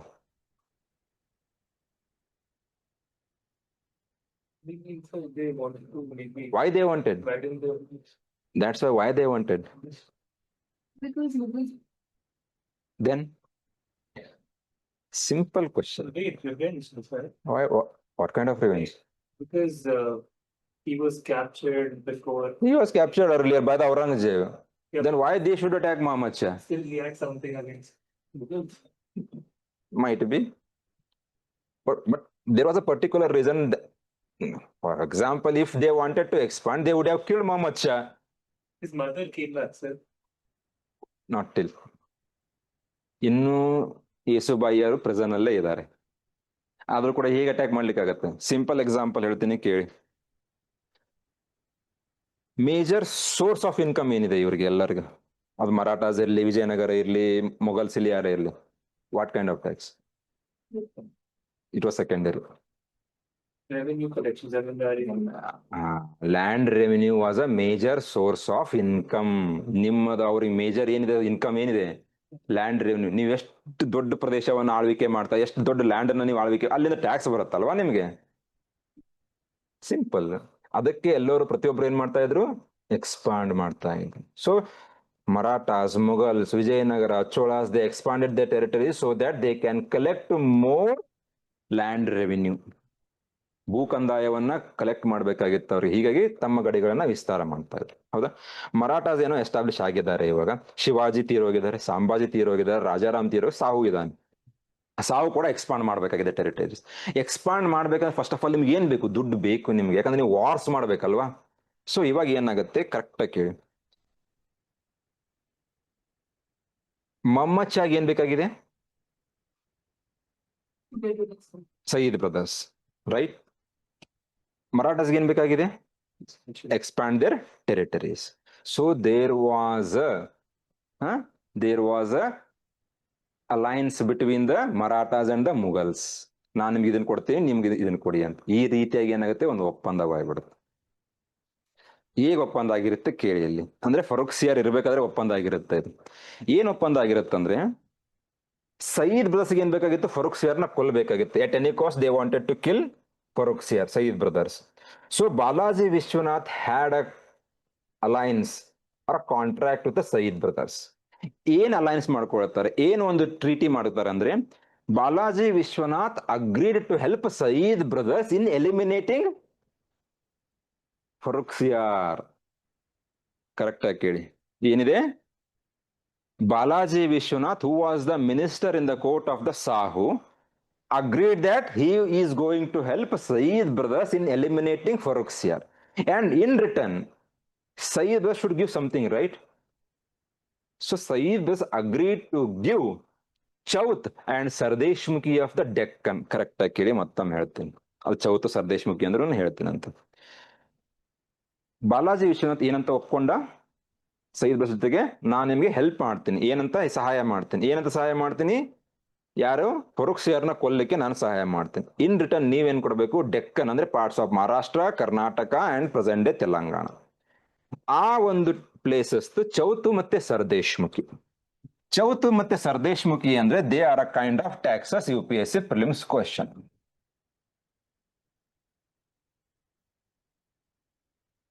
Chauth and sardeshmukhi. For example ಇವಾಗ ಬೆಂಗಳೂರು ಇದೆ ಅಂತ ಇಟ್ಕೊಳ್ಳಿ. ಬೆಂಗಳೂರಿಂದ ಪ್ರತಿ ವರ್ಷ ಮುಗಲ್ಸ್ಗೆ 100 ರೂಪೀಸ್ ಟ್ಯಾಕ್ಸ್ ಹೋಗುತ್ತೆ ಅಂತ ಇಟ್ಕೊಳ್ಳಿ. ಚೌತ್ ಮೀನ್ಸ್ 25%. ಅಂದರೆ 100 ರೂಪೀಸ್ ಅಲ್ಲಿ ಇವಾಗ 25 ರೂಪೀಸ್ ಯಾರಿಗೆ ಹೋಗ್ಬೇಕು? ಮರಾಠಾಸ್ಗೆ ಹೋಗ್ಬೇಕು. ಅರ್ಥ ಆಗ್ತಾ ಇದೆನಾ? ಸರ್ದೇಶ್ಮುಖಿ ಅಂದ್ರೆ 10% ಆಫ್ ಚೌತ್. ಅಂದ್ರೆ ಟೋಟಲ್ ಎಷ್ಟಾಯ್ತು ಇವಾಗ? 27.5. For example, Bengaluru, it was under the administration of the Mughals, hypothetical, right? And Mughals were collecting around 100 rupees from the Bengaluru as a land revenue. From today, 27.5% of the tax should go to the Marathas. Remaining will go to the Mughals. So, Chauth andre ಏನು? 25% of the tax collected. Sardeshmukhi means 10% of the Chauth means 2.5%. ಅದನ್ನ ನೆನ್ಪಿಡಿ. ಇದನ್ನ ಒಪ್ಕೊಂಡ್ಬಿಟ್ಟು ಅಂದ್ರೆ ಇವಾಗ ಮರಾಠಾಸ್ ಏನ್ ಬೇಕಾಗಿತ್ತು? First ನಮ್ territories ನಾವು expand ಮಾಡ್ಬೇಕಂತ ದುಡ್ಡು ಬೇಕು. ಈ ರೀತಿ ಅವ್ರು ಏನ್ ಮಾಡ್ಬಿಟ್ರು? ಜನರೇಟ್ ಮಾಡ್ತಾರೆ. ಯಾರು? ಮರಾಠಾಸ್. ಅರ್ಥ ಆಯ್ತಾ? ಇಲ್ಲಿ ಮರಾಠಾಸ್ ದುಡ್ಡು ಬಂತು. ಅವಾಗ ಬಾಲಾಜಿ ವಿಶ್ವನಾಥ್ ಇವಾಗ ಏನು ಪ್ರಾಮಿಸ್ ಮಾಡಿದ್ದ? ಏನಂತ ಪ್ರಾಮಿಸ್ ಮಾಡಿದ್ದ? ಫರೂಕ್ ಸಿಯಾರ್ನ ಕೊಲ್ಲಿಕ್ಕೆ ನಾನು ಹೆಲ್ಪ್ ಮಾಡ್ತೇನೆ. So he sent the army and Sayyid brothers successfully killed Farrukh Siyar. So after the death of the Farrukh Siyar, this person came to the throne. ಇವಾಗ ಅವನಿಗೆ ಅನಿಸ್ಬಿಡ್ತು, ಯಾರಿಗೆ? ಮೊಹಮ್ಮದ್ ಶಾಗ್ ಅನಿಸುತ್ತೆ. ಏನಂತ? ಇವ್ರು ಯಾರ್ದಾರ್ದೋ ಹೆಲ್ಪ್ ತಗೊಂಡ್ಬಿಟ್ಟು ರಾಜನ್ನೇ ಕೊಲ್ತಾ ಇದ್ದಾರೆ. ಮತ್ ನನ್ನ ಪರಿಸ್ಥಿತಿ ಏನಾಗುತ್ತೆ ಇವಾಗ? What will be my condition? That's why he invited Nizamul Mulk from the Hyderabad. ಅರ್ಥ ಆಗ್ತಾ? And Nizamul Mulk was appointed as Wazir in the court of Muhammad Shah. ಇವಾಗ ಇಬ್ರು ಕೂತ್ಕೊಂಡು ಪ್ಲಾನ್ ಮಾಡ್ತಾರೆ. ಏನಂತ ಪ್ಲಾನ್ ಮಾಡ್ತಾರೆ? ಹೇಗಾದ್ರೂ ಮಾಡಿ ನಾವೇನ್ ಮಾಡ್ಬೇಕು ಇವಾಗ, ಇಬ್ಬರನ್ನ ಎಲಿಮಿನೇಟ್ ಮಾಡ್ಬೇಕು. ಅದರಲ್ಲಿ ಒಬ್ಬನ್ನ ಏನ್ ಮಾಡ್ತಾರೆ? ಎಕ್ಸಿಕ್ಯೂಟ್ ಮಾಡ್ತಾರೆ, ಇನ್ನೊಬ್ಬನ ಪ್ರೆಸನ್ ಕಳಿಸ್ಬಿಡ್ತಾರೆ. So Abdullah Khan was killed and Hussain Ali Khan was imprisoned. Abdullah Khan ಏನ್ ಮಾಡ್ತಾರೆ? ಮರಣದಂಡನೆ ಕೊಡ್ತಾರೆ. ಹುಸೇನ್ ಅಲಿ ಖಾನ್ಗೆ ಏನ್ ಮಾಡ್ತಾರೆ? ಜೈಲಿಗೆ ಹೋಗ್ಬಿಡ್ತಾರೆ. ಸೊ ಹೀಗಾಗಿ ಸೈಯದ್ ಬ್ರದರ್ಸ್ ಏನಾದ್ರು ಇವಾಗ ಎಲಿಮಿನೇಟ್ ಆದ್ರು. His name was Balaji Vishwanath. Balaji Vishwanath, who was the father of Bajirao. Bajirao the same person. ಹೇಳ್ತೇನಂತೆ, ಮುಂದೆ ಬರ್ತಾರೆ. ಪೇಶ್ವಾ ಮರಾಠಾಸ್ ಅಂತ ಇದೆಯಲ್ಲ, ಅಲ್ಲಿ ಹೇಳ್ತೇನಂತೆ. ಅಂದ್ರೆ ನಿಮಗೆ ಇನ್ನೂ ಹೇಳ್ತಾ ಇದೀನಿಲ್ಲ, ಇಂಟ್ರೊಡ್ಯೂಸ್ ಮಾಡ್ತಾ ಇದ್ದೀನಿ ಕ್ಯಾರೆಕ್ಟರ್ಸ್, ಮಲ್ಟಿಪಲ್ ಕ್ಯಾರೆಕ್ಟರ್ಸ್ ಅಷ್ಟೇ. ಇವನೇ ಮೊಹಮ್ಮದ್ ಶಾ ರಂಗೀಲಾ ಅಂತ ಕರೀತಾರೆ ಇವನಿಗೆ. He was he was in his teenagers. He was also called as Muhammad Shah Rangila. So after the death of the Sayyid brothers, he became safe ಆಗಿದ್ದೀನಿ ಅಂತ ಅನ್ಕೊಂಡಿರ್ತಾನೆ. ಇವಾಗ ಏನಾಗ್ಬಿಡುತ್ತಪ್ಪ ಅಂದ್ರೆ ಒಂದು ಇನ್ವಿಷನ್ ಆಗುತ್ತೆ ಇವನ್ ಮೇಲೆ. ಏನಂತ ಕೇಳಿ, ಪ್ರತಿಯೊಂದು ಮುಂದಿನ ಕ್ಲಾಸ್ ಅಲ್ಲಿ ಡಾಟ್ಸ್ ಕನೆಕ್ಟ್ ಆಗ್ಬೇಕು ಇವಾಗ ಇದು. ಇಲ್ಲಿ ಕೇಳಿ, 1720ದಲ್ಲಿ ಮರಾಠ ಎಂಪೈರ್ದು ಒಬ್ಬನು ಪೇಶ್ವಾ ಆಗಿರ್ತಾನೆ. ಅವನೇ ಯಾರು? ಬಾಜಿರಾವ್. 1720 ಇಂದ ಹಿಡಿದು 1740 ವರೆಗೂ ಒಂದು ಪೇಶ್ವಾ ಇರ್ತಾನೆ. ಅವನು ತನ್ನ ಟೆರಿಟರೀಸ್ ನ ಎಕ್ಸ್ಪಾಂಡ್ ಮಾಡ್ತಾ ಇದ್ದ. ಅವನೇನ್ ಮಾಡ್ತಾನೆ, ಇವಾಗ ಮೊಘಲ್ ಟೆರಿಟರೀಸ್ ಮೇಲೆ ಅಟ್ಯಾಕ್ ಮಾಡ್ಲಿಕ್ಕೆ ಸ್ಟಾರ್ಟ್ ಮಾಡಿರ್ತಾನೆ. ಆದ್ರೆ ಅವನಿಗೆ ಅಷ್ಟೊಂದು ಇನ್ನೂ ಕಾನ್ಫಿಡೆನ್ಸ್ ಇರೋದಿಲ್ಲ, ಅವ್ರು ಇನ್ನೂ ಪವರ್ಫುಲ್ ಇದಾರೆ ಅಂತ ಇವನಿಗೆ ಅನಿಸ್ತಾ ಇತ್ತು. ಮೊಹಮ್ಮದ್ ಶಾ ಏನ್ ಅನ್ಕೊಳ್ತಾನೆ, ರಂಗೀಲಾ ಇವಾಗ ನಾನು ಸೇಫ್ ಆಗಿದ್ದೀನಿ, ಸಯೀದ್ ಬ್ರದರ್ಸು ಇಲ್ಲ, ಸ್ವಲ್ಪ ನಾನು ಆರಾಮಾಗಿರ್ಬೋದು ಅಂತ ಹೇಳ್ಬಿಟ್ಟೆ. And remember one thing, these later Mughals were involve in their own luxurious life. ಆರಾಮಾಗಿರೋಣ, ರೀಲ್ಸ್ ಎಲ್ಲ ಮಾಡ್ಕೊಂಡು ಆರಾಮಾಗಿರೋಣ, ಈ ರೀತಿಯಾದಂತ ಒಂದು ಮೈಂಡ್ ಸೆಟ್ ಅಲ್ಲಿ ಇವ್ರು ರೂಲ್ ಮಾಡ್ತಾನೆ. ಈ ಟೈಮಲ್ಲಿ ಏನಾಗುತ್ತೆ ಅಂದ್ರೆ, ಇನ್ the year 1739 a person called as Nadir Shah attacked Delhi and there was a battle between the Mughals and the Nadir Shah called as Battle of Karnal. 1739 important. 1739 Battle of Karnal fought between Nadir Shah and Muhammad Shah. Rangeela note ಮಾಡ್ಕೊಳ್ಳಿ.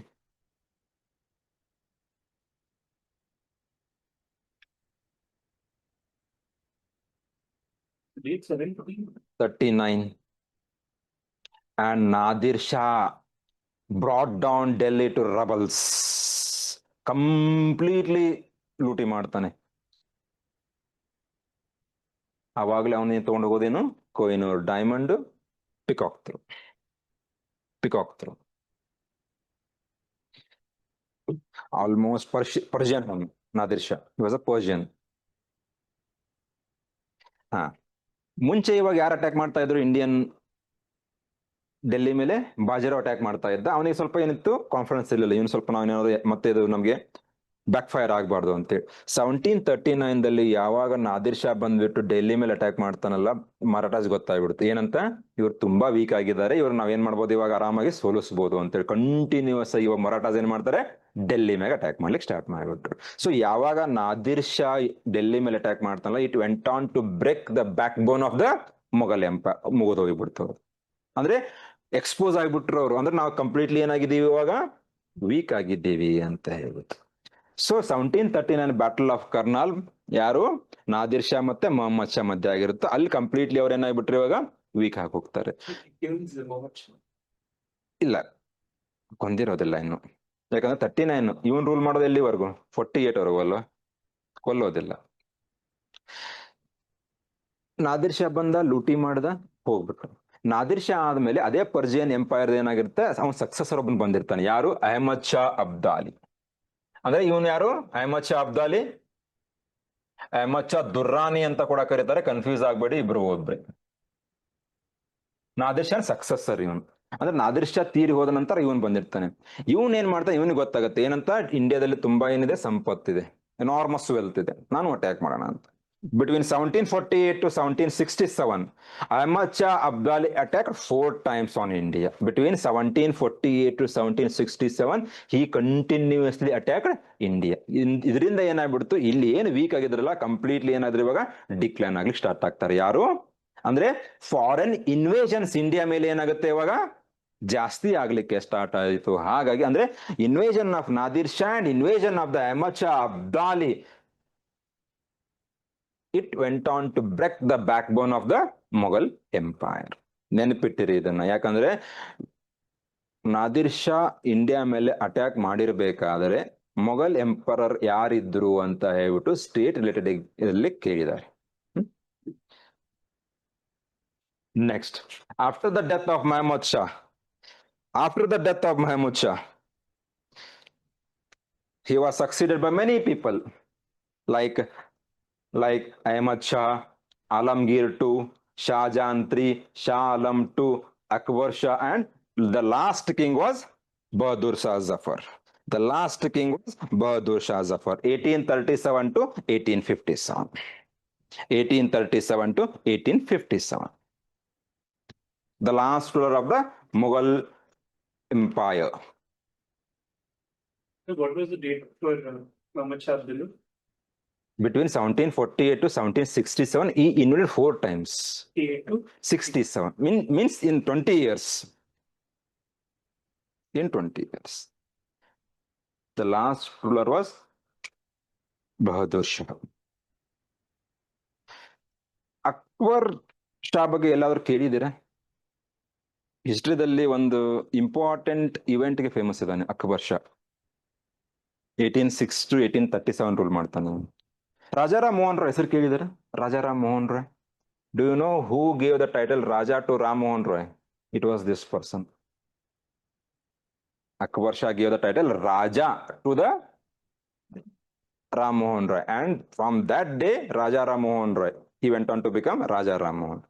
ಬಹದ್ದೂರ್ ಶಾ ಬಗ್ಗೆ ಕೇಳಿ ಇಲ್ಲಿ ಹೇಳ್ತೀನಂತೆ. Rule ಮಾಡೋ time period ಏನಿದೆ ಒಂದು? ಹಾ. So after Muhammad Shah, There were many rulers who were also not important. ಏನು ಮಾಡಿಲ್ಲ ಅವರು. ಯಾಕಂದ್ರೆ ಆಲ್ಮೋಸ್ಟ್ ಏನಾಗಿದೆ, ಟ್ರೆಜರಿ ಖಾಲಿ ಆಗಿದೆ. ಅವ್ರಿಗೆ ಪಾಪ ಏನಿಲ್ಲ, ಕಾಫಿಗೆ ಕಾಸಿಲ್ಲ, ಏನ್ ಮಾಡ್ಲಿಕ್ಕೆ ಸಾಧ್ಯ ಹೇಳಿ? ಆ ಕಡೆ ಫಾರಿನ್ ಇನ್ವೇಷನ್ ಆಗ್ತಾ ಇದೆ, ಈ ಕಡೆ ಸಿಖ್ಸ್ ಹೊಡಿತಾ ಇದ್ದಾರೆ, ಈ ಕಡೆ ಮರಾಠಾಸ್ ಹೊಡಿತಾ ಇದ್ದಾರೆ. ಹೆಂಗಾಗಿತ್ತು ಪರಿಸ್ಥಿತಿ ಅಂದ್ರೆ, ದೇವಸ್ಥಾನದಲ್ಲಿ ಗಂಟೆ ಇರುತ್ತೆ ಗೊತ್ತಾ, ಎಲ್ರು ಬಂದು ಹೊಡಿತಾರಲ್ಲ, ಆ ರೀತಿ ಪರಿಸ್ಥಿತಿ ಆಗಿತ್ತು ಇವಾಗ ಅಷ್ಟೇ. The last rule was Bahadur Shah. ಇಲ್ಲಿ ಕೇಳಿ, 1837 ಟು ಏನಿದೆ 1857 ಟೈಮ್ ಪೀರಿಯಡ್. ಬ್ರಿಟಿಷ್ ಇಂಡಿಯಾಕ್ಕೆ ಯಾವಾಗ ಬಂದಿದ್ದಾರೆ? 1600. ಹೌದಾ? ಎಷ್ಟು ವರ್ಷ ಆಯ್ತು ಇವಾಗ? 150 years. 150 years ಅಲ್ಲಿ ನಮ್ಮ ಮೇಲೆ ಅವ್ರು ಏನ್ ಶೋಷಣೆಯನ್ನ ಮಾಡಿದ್ರಲ್ಲ, ಇಲ್ಲಿವರೆಗೂ ಅಪ್ರೆಷನ್ ಅವ್ರು ಏನ್ ಮಾಡಿದ್ರಲ್ಲ, ಅದರದ್ದು ಏನಾಗುತ್ತೆ, ಒಂದು ಔಟ್ ಬ್ರೇಕ್ ಆಯ್ತು. ಅದಕ್ಕೆ ನಾವೇನಂತ ಕರಿತೀವಿ? The revolt of 1857. ಇಲ್ಲಿ ಕೇಳಿ, ಅಲ್ಲಿ ಮುಂದೆ ಬರೋರಂತೆ 1857 ಒಂದು ಸಿಪಾಯಿ ಮ್ಯುಟಿನಿ ಅಂತ ಅವ್ರು ಕರೀತಾರೆ. ನಾವೇನಂತ ಕರಿತೀವಿ ಅದಕ್ಕೆ? The Indian war of independence ಅಂತ ನಾವು ಕರಿತೀವಿ. ಏನಾಗಿತ್ತು ಅಂದ್ರೆ, ಸಮರಿ ಕೇಳಿ, ಮುಂದೆ ಬರುತ್ತೆ 1857 ರಿವೋಲ್ಟ್. ಫಿನಾನ್ಷಿಯಲಿ ಅದು ಎಕಾನಾಮಿಕಲಿ ನಮ್ಮ ಮೇಲೆ ಸಪ್ರೆಸ್ ಮಾಡಿದ್ದಾರೆ, ಆರ್ಥಿಕವಾಗಿ.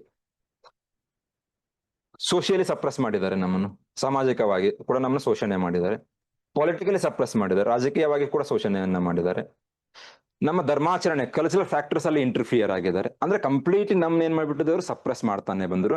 ಇದು ಏನಾಗ್ಬಿಡುತ್ತೆ, ಅದು ರಿಯಾಕ್ಷನ್ ಬರ್ಬೇಕಲ್ವಾ? ಇವಾಗ ಇಷ್ಟು ವರ್ಷ ನಮ್ಗೆ ಏನ್ ಮಾಡಿದ್ರೆ, ನೀವು ಹೊಡೆದಿದ್ದೀರಾ ಬಡದಿದ್ದೀರಾ, ಅದ್ರ ರಿಯಾಕ್ಷನ್ ಅದೇ ಯಾವುದು? 1857 ರಿವೋಲ್ಟ್. ಆ ಸಿಪಾಯಿಸ್ ಅಥವಾ ಸೋಲ್ಜರ್ಸ್ ಏನ್ ರಿವೋಲ್ಟ್ ಆಗಿದ್ರಲ್ಲ, ಅವ್ರು ಏನ್ ಮಾಡ್ತಾರೆ, ಇವಾಗ ಬಹದ್ದೂರ್ ಶಾನ ಬಂದ್ಬಿಟ್ಟು ರಿಕ್ವೆಸ್ಟ್ ಮಾಡ್ಕೊಳ್ತಾರೆ. ಏನಂತ? ನಾವು ಇವಾಗ ರಿವೋಲ್ಟ್ ಆಗ್ತೀವಿ, ಆ ರೆವಲ್ಯೂಷನ್ ಲೀಡರ್ ನೀನ್ ಅಂತ ಹೇಳ್ಬಿಡ್ತಾರೆ ಅವ್ನಿಗೆ. ಅವನು ಒಪ್ಕೊಳ್ತಾನೆ, ಆಯ್ತು ಸರಿ, ನಾನು ರಿವೋಲ್ಟ್ ಲೀಡರ್ಶಿಪ್. ಹೆಸರಿಗೆ ಮಾತ್ರ ಅವನೇನು leader, he was just a leader in the name sake. And the movement was led by different people, like Rani Lakshmibai. They were leading the revolt. Revolt suppress ಮಾಡ್ತಾರೆ ಬ್ರಿಟಿಷರ್ಸ್ ಇವಾಗ ಕಂಪ್ಲೀಟ್ಲಿ. 1857 ರಿವೋಲ್ಟ್ ಸಪ್ರೆಸ್ ಆಗುತ್ತೆ. ಇವನ್ ಪರಿಸ್ಥಿತಿ ಏನವಾಗ? ಇವನನ್ನ ಏನ್ ಮಾಡ್ತಾರೆ, he was sent to the Rangoon, ಗಡಿಪಾರ್ ಅಂತ ನಾವ್ ಏನ್ ಕರಿತೀವಲ್ಲ, ಅಂದ್ರೆ ನೀನ್ ಇಲ್ಲಿ ಇರಬೇಡ ಅಂತ ಹೇಳ್ಬಿಟ್ಟು ಇವನನ್ನ ಏನ್ ಮಾಡ್ಬಿಡ್ತಾರೆ, ರಂಗೂನ್ ಕಳಿಸ್ಬಿಡ್ತಾರೆ. ಯಾರನ್ನ? Bahadur Shah Zafar or Bahadur Shah two. He was sent to Rangoon. Deport ಮಾಡ್ತಾರೆ ಅವನ್ನ. 1862 ಅವನ ಏನಾಗ್ತಾನೆ, ತೀರಿ ಹೋಗ್ತಾನೆ. ಅಂದ್ರೆ 1526 ಅಲ್ಲಿ ಎಸ್ಟಾಬ್ಲಿಷ್ ಆದಂತಹ ಮೊಘಲ್ ಎಂಪೈರ್ ಯಾವಾಗ ಅಫಿಷಿಯಲಿ ಎಂಡ್ ಆಗುತ್ತೆ? 1857 ಎಂಡ್ ಆಗುತ್ತೆ. He was deported to Rangoon, present day Myanmar ಅಂತ ಏನಿದೆ ಅಲ್ಲ, ಮುಂಚೆ ಬರ್ಮಾ ಅಂತ ನಾವೇನ್ ಕರಿತಿದ್ವಿ, ಅಲ್ಲಿ ಡಿಪೋರ್ಟ್ ಮಾಡ್ತಾರೆ ಅವನ್ನ. 1862 ತೀರ ಹೋಗ್ತಾನೆ ಅವನು. We can't call him puppet ruler. You can call. Even you are not supposed to call them rulers itself, because ruler has some ability, right? So Even Mughal, entire Mughal is. early Mughals, only early Mughals, till Babur to Aurangzeb. Babur, Humayun, Akbar, Jahangir, Shah Jahan, Aurangzeb. Administratively, Aurangzeb was a good person, but when it comes to the policies, he has done the blunders, not mistakes. Under Bahadur Shah, when he was deported to Rangoon, Bahadur Shah too, Bahadur Shah too, when he was deported to Rangoon, anything else, sir? nothing. He died in the year 1862. Led Finally, the revolt just for. the revolt was completely suppressed by the British. Yeah, but like he led it. Can we see that? He was just a leader in the namesake. For example, at Jhansi, the movement was, or the revolt was led by Rani Lakshmi Bai. At Lucknow, the movement or the revolt was led by Begum Hazrat Mahal. At Kanpur, the movement was led by Nana Sahib. ಇವಾಗ ಇಷ್ಟು ಹೇಳ್ತಾ ಇದೆ, ಇಷ್ಟು ಕೇಳಿ, ಮುಂದೆ revolt of 1857 ನಮ್ಗೆ ಏನ್ ಹೇಳ್ತೀನಿ, ಅಲ್ಲಿ ಡಾಟ್ಸ್ ಕನೆಕ್ಟ್ ಆಗಿಬಿಡುತ್ತೆ ನಿಮಗೆ ಇವಾಗ. ಅಂದ್ರೆ ಇವಾಗ ಸುಮ್ಮನೆ ಇವನೇನು ಒಂಥರ ರಬ್ಬರ್ ಸ್ಟ್ಯಾಂಪ್. ಯಾರು? ಬಹದ್ದೂರ್ ಶಾ. ಈ ರೀತಿಯಾಗಿ ಏನಾಗುತ್ತೆ, 1526 ಅಲ್ಲಿ ಎಸ್ಟಾಬ್ಲಿಷ್ ಆದಂತಹ ಒಂದು ಮೊಘಲ್ ಎಂಪೈರ್ ಏನಾಯ್ತು, 1857 ಅಫಿಷಿಯಲಿ ಎಂಡ್ ಆಗುತ್ತೆ. ಆದ್ರೆ ಡಿಕ್ಲೈನ್ ಆಗುವಂತ ಪ್ರೊಸೆಸ್ ಯಾವಾಗ ಸ್ಟಾರ್ಟ್ ಆಗಿತ್ತು? The death of Aurangzeb. So 1707, around it took 150 years to decline. ಆದ್ರೆ ಆಲ್ಮೋಸ್ಟ್ ಏನಾಗಿತ್ತು, ಮೊಹಮ್ಮದ್ ಶಾ ರಂಗೀಲಾ ಇರ್ಬೇಕಾದ್ರೆ ಅವ್ರು ಏನಾಗಿದ್ರು, they were restricted to Agra and Delhi. ಅಷ್ಟಕ್ಕೆ ರೆಸ್ಟ್ರಿಕ್ಟ್ ಆಗಿಬಿಟ್ಟಿದ್ರು, ಬೇರೆ ಕಡೆ ಎಲ್ಲಿ ಅವ್ರದ್ದು ಇರಲಿಲ್ಲ, ರೂಲೇ ಇರಲಿಲ್ಲ ಅವ್ರದ್ದು. ಈ ರೀತಿಯಾಗಿ ಏನಾಗುತ್ತೆ, ಎಂಡ್ ಆಗುತ್ತೆ. ಯಾವುದು? Causes for the decline of the Mughal empire. ಕಾರಣಗಳು ಬೇಕಲ್ವಾ ಇವಾಗ? ಏನಿದೆ ಅಂತ ಅನ್ಸುತ್ತೆ ನಿಮ್ಗೆ? ಫಸ್ಟ್ ಏನಿದೆ? War of succession. ಹೇಗೆ? How you are going to say that there was a war of succession? So they were fighting with North kingdoms. Who killed Jahandar Shah? His Own brother. His own nephew, Farrukh Shah. Right? Internal conflict. ಅಂದ್ರೆ ನಾನು next ಪಟ್ಟಕ್ಕೆ ಬರ್ಬೇಕು, ಸಿಂಹಾಸನಕ್ಕೆ ಬರ್ಬೇಕು, ಆ conflict ಆಗ್ತಾ ಇದ್ದಾನೆ. ಇದನ್ನ ಯಾರು ಮಿಸ್ಯೂಸ್ ಮಾಡ್ಕೊಂಡ್ರು? Okay. Not outsiders, even his ministers. Right? Because Farrukh Shah came to the throne with the help of the Saeed brothers, right? War of succession. Next, weak successors. They were all undadi gunds. ಹೌದಾ ಇಲ್ಲ? Abel administration ಇಲ್ಲ, ಅವ್ರ ಪಾಲಿಸಿನೇ ನೀಟಾಗಿಲ್ಲ. ಹೇಗೆ ಅದನ್ನು ವಾಪಸ್ rebuild ಮಾಡಬೇಕು ಅನ್ನುವಂಥ ಕೆಪಾಸಿಟಿನೇ ಇಲ್ವಲ್ಲ. ಎಲ್ಲಿ ಇನ್ವಾಲ್ವ್ ಆಗಿದ್ದಾರೆ ಅವರು? ಎಂಟರ್ಟೈನ್ಮೆಂಟ್ ಅಲ್ಲಿ ಇನ್ವಾಲ್ವ್ ಆಗಿಬಿಟ್ಟಿದ್ದಾರೆ. ಸೊ ಹೀಗಾಗಿ ಏನಾಗಿತ್ತು, ಸಕ್ಸಸ್ಸಸ್ ಯಾವತ್ತು ಏನಿರಬೇಕು, ಕೆಪಬಲ್ ಇರಬೇಕು. ಇಲ್ಲ, ಸಿಂಪಲ್ ಎಕ್ಸಾಂಪಲ್ ತಗೊಳ್ಳೋಣ. ಮೌರ್ಯನ್ ಎಂಪೈರ್ ಬಗ್ಗೆ ಗೊತ್ತು ತಾನೆ ನಿಮಗೆ? Mauryans, the mighty Mauryans, Chandragupta Maurya, Bindusara, Ashoka the great. But after the death of the Ashoka, the Mauryan Empire collapsed immediately. Why? Because of the weak successors. Mauryans ruled from the borders of the Iran till Tamil Nadu. ಅಷ್ಟು ದೊಡ್ಡ empire ಇಂಡಿಯಾದಲ್ಲಿ ಯಾರು rule ಮಾಡಿಲ್ಲ ಇಲ್ಲಿವರೆಗೂ. ಮೌರ್ಯನ್ಸ್ rule ಅಷ್ಟು ದೊಡ್ಡ empire ಯಾರು rule ಮಾಡಿಲ್ಲ. ಆದ್ರೆ ಇಮಿಡಿಯೇಟ್ಲಿ ಅಶೋಕ ಆದ್ಮೇಲೆ ಕೊಲ್ಯಾಪ್ಸ್ ಆಗ್ಬಿಡ್ತು. ಯಾಕೆ? Because of the weak successors. Next, vast empire. Empire geographical ಏನಿದೆ, ಭೌಗೋಳಿಕ ತುಂಬಾ ದೊಡ್ಡದಾಗಿದೆ. ಅಷ್ಟು ದೊಡ್ಡದನ್ನ ನೀವು ಕಂಟ್ರೋಲ್ ಮಾಡ್ಲಿಕ್ಕೆ ಅಂದ್ರೆ ಏನ್ ಬೇಕು? ನಿಮ್ಮ ಹತ್ರ ಎಬಿಲಿಟೀಸ್ ಬೇಕು. ಇವ್ರೇನಿದ್ದಾರೆ? ಹೌದಾ? Administrative weakness. For example, Aurangzeb spend 25 years of his later part in capturing Deccan. Deccan ಅನ್ನು ವಶಪಡಿಸಿಕೊಳ್ಳಲಿಕ್ಕೆ 25 ವರ್ಷ ಅವನು ಇನ್ವೆಸ್ಟ್ಮೆಂಟ್ ಮಾಡಿದ್ದ. ಅವನು ಕಂಪ್ಲೀಟ್ ಸೆಂಟ್ರಲ್ ಅಡ್ಮಿನಿಸ್ಟ್ರೇಷನ್ ಮರ್ತು ಹೋಗಿದ್ದ. ಬಂದಂತ ದುಡ್ಡನ್ನ ಎಲ್ಲಿ ಇನ್ವೆಸ್ಟ್ ಮಾಡಿದ್ದ ಅವನು? In capturing Bijapur and Golconda. They were small regional kingdoms, right? Administration completely ಏನಾಗಿತ್ತು? ವೀಕ್ ಆಗಿ ಹೋಗಿದೆ. ಹೌದಾ? ಔರಂಗಜೇಬ್ಸ್ ರೆಸ್ಪಾನ್ಸಿಬಿಲಿಟಿ. ಬಿಕಾಸ್ ಹೇಗೆ? He kept away the Rajputs, but the Mughal Empire or the Akbar laid the foundation with the help of the ರಜಪೂತರ ಸಹಾಯದಿಂದ ಅವನು ಪಟ್ಟಕ್ಕೆ ಬಂದಿದ್ದ. ಅವರ ಒಂದು ಸಹಾಯದಿಂದ ದೊಡ್ಡ ಸಾಮ್ರಾಜ್ಯವನ್ನ ಸ್ಥಾಪನೆ ಮಾಡಿದಾನೆ Akbar. He had mutual respect with the ಇವನ್ ಏನ್ ಮಾಡ್ದ? kept away the Rajputs, ದೂರ ಇಟ್ಟ. He even invaded Rajputs. ಹೌದಾ? ಅವ್ರ ಯಾಕೆ ಹೆಲ್ಪ್ ಮಾಡ್ತಾರೆ ನಿಮ್ಗೆ ಇವಾಗ? ಸಹಾಯ ಮಾಡದ ಒಂದು. ಮತ್ತೇನು? ಡೆಕ್ಕನ್ ಪಾಲಿಸಿ ಔರಂಗಜೇಬ್ ಏನ್ ಮಾಡ್ದ? ಸೆಂಟ್ರಲ್ ಅಡ್ಮಿಷನ್ ಮರ್ತು ಹೋದ, ಬಂದ್ಬಿಟ್ಟು ಕೆಳಗಡೆ ಕೂತ್ಕೊಂಡ್ಬಿಟ್ಟ, ಸೆಂಟ್ರಲ್ ಅಡ್ಮಿಷನ್ ವೀಕ್ ಆಗಿಬಿಡುತ್ತೆ ಇವಾಗ. ಹೌದಾ? ಅದು ಒಂದು. Remember one thing, he's religious policies, he reimpose ಜಜಿಯಾನ ವಾಪಸ್ ಇಂಪೋಸ್ ಮಾಡಿದ್ದ, ಜನ ದೂರ ಆಗ್ಬಿಟ್ರು. ಅದ್ರ ಜೊತೆಗೆ ಅವನೇನ್ ಮಾಡ್ತಾನೆ, when he came to the throne, he prohibited the construction of new temples. He also prohibited the renovation of the temples. ಹೊಸ ದೇವಸ್ಥಾನಗಳ ನಿರ್ಮಾಣ ಮಾಡೋ ಹಾಗಿಲ್ಲ, ದೇವಸ್ಥಾನಗಳ ಪುನರುತ್ಥಾನ ರೆನೋವೇಷನ್ ಮಾಡೋ ಹಾಗಿಲ್ಲ ಅಂತ ಆರ್ಡರ್ ತಗೊಂಡ್ ಬರ್ತಾನೆ. ಲೇಟರ್ ಪಾಠದಲ್ಲಿ he went on to destroy temples. ಟೆಂಪಲ್ಗಳ ಮೇಲೆ, ದೇವಸ್ಥಾನಗಳ ಮೇಲೆ ದಾಳಿಯನ್ನ ಮಾಡಿ ಧ್ವಂಸ ಮಾಡ್ತಾ ಬಂದ. ಸೋಮನಾಥ ಟೆಂಪಲ್ ಮೇಲೆ ಅವನು ಅಟ್ಯಾಕ್ ಮಾಡಿದ್ದಾನೆ.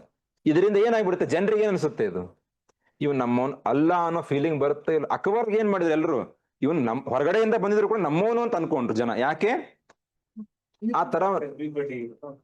ಇವನ್ ಏನ್ ಮಾಡ್ತಾ ಇದ್ದಾನೆ ರಾಜ್ಕುಮಾರ?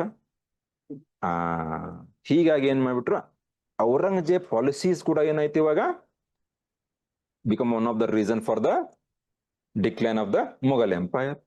ಫಾರಿನ್ ಇನ್ವೇಷನ್ಸ್ ಯಾರ್ದು? Foreign invasions 1739 Battle of Karnal, Nadir Shah, and between 1748 to 1767, Ahmad Shah Abdali invaded 4 times. Foreign invasions ತಾನೆ. ಅವ್ರು ಬಂದವರಂತೂ ನಿಮ್ಮ ಮನೇಲಿ ಟೀ ಕುಡ್ಕೊಂಡು ವಾಪಸ್ ಹೋಗೋದಿಲ್ಲ. ಅವರು ಏನ್ ಮಾಡ್ತಾರೆ, ಕಂಪ್ಲೀಟ್ಲಿ ಅಹಮದ್ ಶಾ ಅಬ್ದಾಲಿ ಏನ್ ಮಾಡಿದ್ದ ಅಂದ್ರೆ, ತನ್ನ ಒಂದು ಸೋರ್ಸ್ ಆರ್ಡರ್ ಮಾಡಿರ್ತಾನೆ, ಸಿವಿಲಿಯನ್ಸ್ ಮೆಸಾಕರ್ ಮಾಡಿ ಅಂತ ಹೇಳ್ಬಿಟ್ಟು ಹತ್ಯಾಕಾಂಡ ಮಾಡಿರ್ತಾರೆ ಡೆಲ್ಲಿನ. They completely went on to burn the entire cities. Loss ಆಗುತ್ತೋ ಇಲ್ಲೋ ನಿಮ್ಗೆ ಅದರಲ್ಲಿ? Foreign invasions like Nadir Shah and Ahmad Shah Abdali. Economic bankruptcy, ದುಡ್ಡೇ ಇಲ್ಲ. ಹಾಗಿದ್ಮೇಲೆ ವಾಸ್ಟ್ ಎಂಪೈರ್ನ ಹೇಗೆ ರನ್ ಮಾಡ್ತೀರಾ ನೀವು? ಸ್ಟೇಟ್ ರನ್ ಮಾಡ್ಬೇಕಂದ್ರೆ ಫಸ್ಟ್ ಆಫ್ ಆಲ್ ಬೇಕಾಗಿದ್ದೇನು ನಿಮ್ಗೆ? ಮತ್ತೆ ಇನ್ನೊಂದು ಏನದು, ಕಂಪ್ಲೀಟ್ಲಿ ಮಿಲಿಟರಿ ಸ್ಟೇಟ್. ಇವೆಲ್ಲ ಮಿಲಿಟರಿ ಸ್ಟೇಟ್ ಅಂದ್ರೆ ಏನು? ಎಕ್ಸ್ಪಾಂಡ್ ಮಾಡ್ಲಿಕ್ಕೂ ಆರ್ಮಿ ಬೇಕು, ನಿಮ್ಗೆ ಡಿಫೆಂಡ್ ಮಾಡ್ಕೊಳ್ಲಿಕ್ಕೂ ಆರ್ಮಿ ಬೇಕು. ಹೌದಾ? ಆರ್ಮಿನ ಮೇಂಟೈನ್ ಮಾಡ್ಬೇಕಂದ್ರೆ ಏನ್ ಬೇಕು? ಮನಿ ಬೇಕು. ಇಲ್ಲೇನಾಗಿದೆ, ಆಯ್ಕೊಂತಿನ್ನೋ ಪರಿಸ್ಥಿತಿ ಬಂದ್ಬಿಟ್ಟಿದ್ದಾರೆ ಇವರು. ಹೀಗಾಗಿ economic bankruptcy was one of the reason for the decline of the Mughal empire. Military weakness ಹೇಗೆ? ಮಿಲಿಟರಿ ವೀಕ್ನೆಸ್, ಸೇನಾಡಳಿತದಲ್ಲಿ ಕೆಲವೊಂದು ಸಮಸ್ಯೆಗಳಿತ್ತು. ಹೇಗೆ?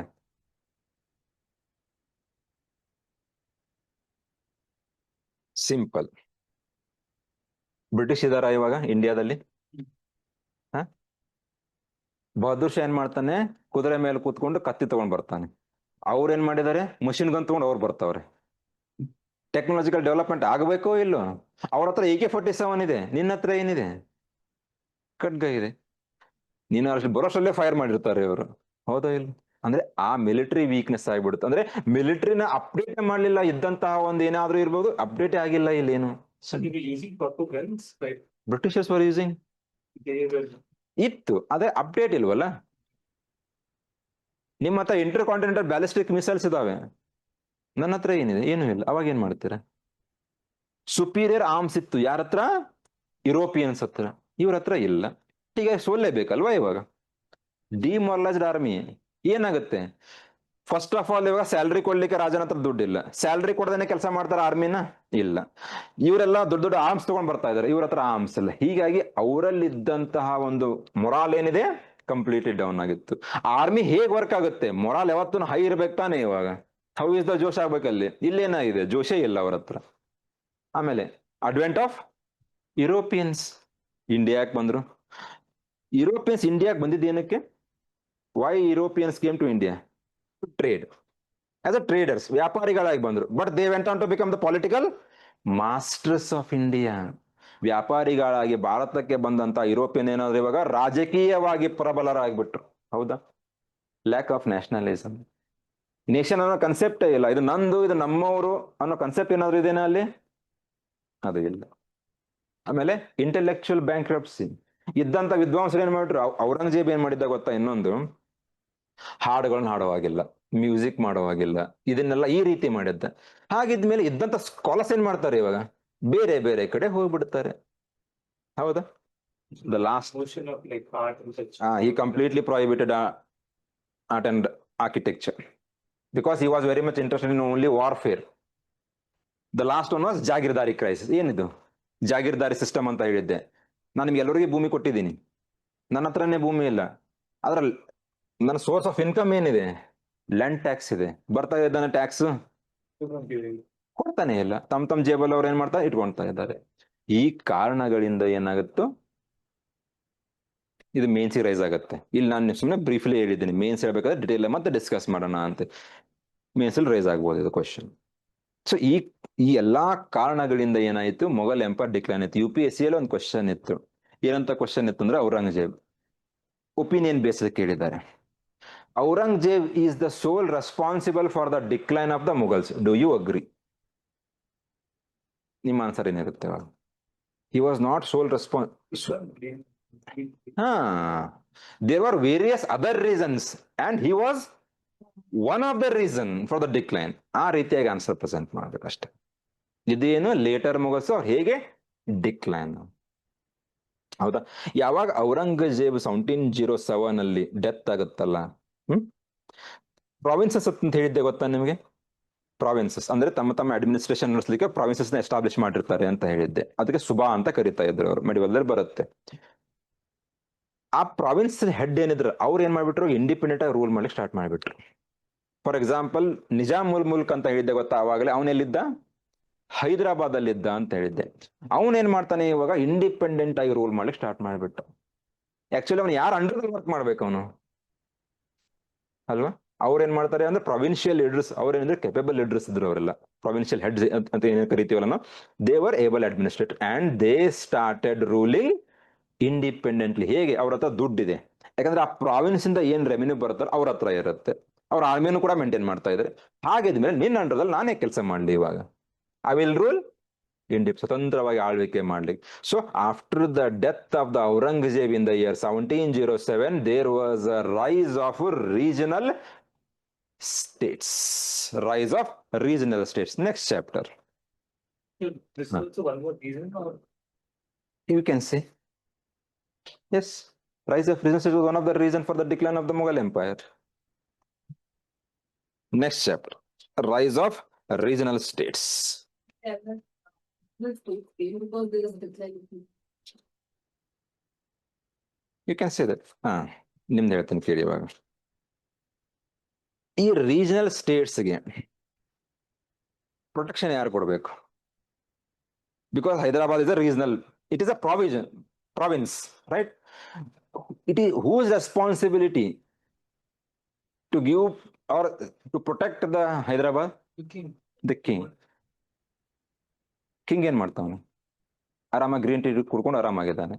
ಹಾಗಿದ್ಮೇಲೆ ಪ್ರೊವಿನ್ಷಿಯಲ್ ಕಿಂಗ್ ಹೆಡ್ಸ್ ಏನ್ ಮಾಡ್ತಾರೆ? ನೀನ್ ಆರಾಮಾಗಿರು, ನಾನು ನೋಡ್ಕೊಳ್ತೀನಿ. ಮ್ಯೂಚುವಲ್ ಇದೆ ಅದು. ಡಿಕ್ಲೈನ್ ಆಗ್ಲಿಕ್ಕೂ ಕಾರಣ ಅವ್ರು ಡಿಕ್ಲೈನ್ ಆಗ್ಲಿಕ್ಕೆ ಇವ್ರು ರೈಸ್ ಆದರು. ಮ್ಯೂಚುವಲ್ ಇದೆ ಅಷ್ಟೇ.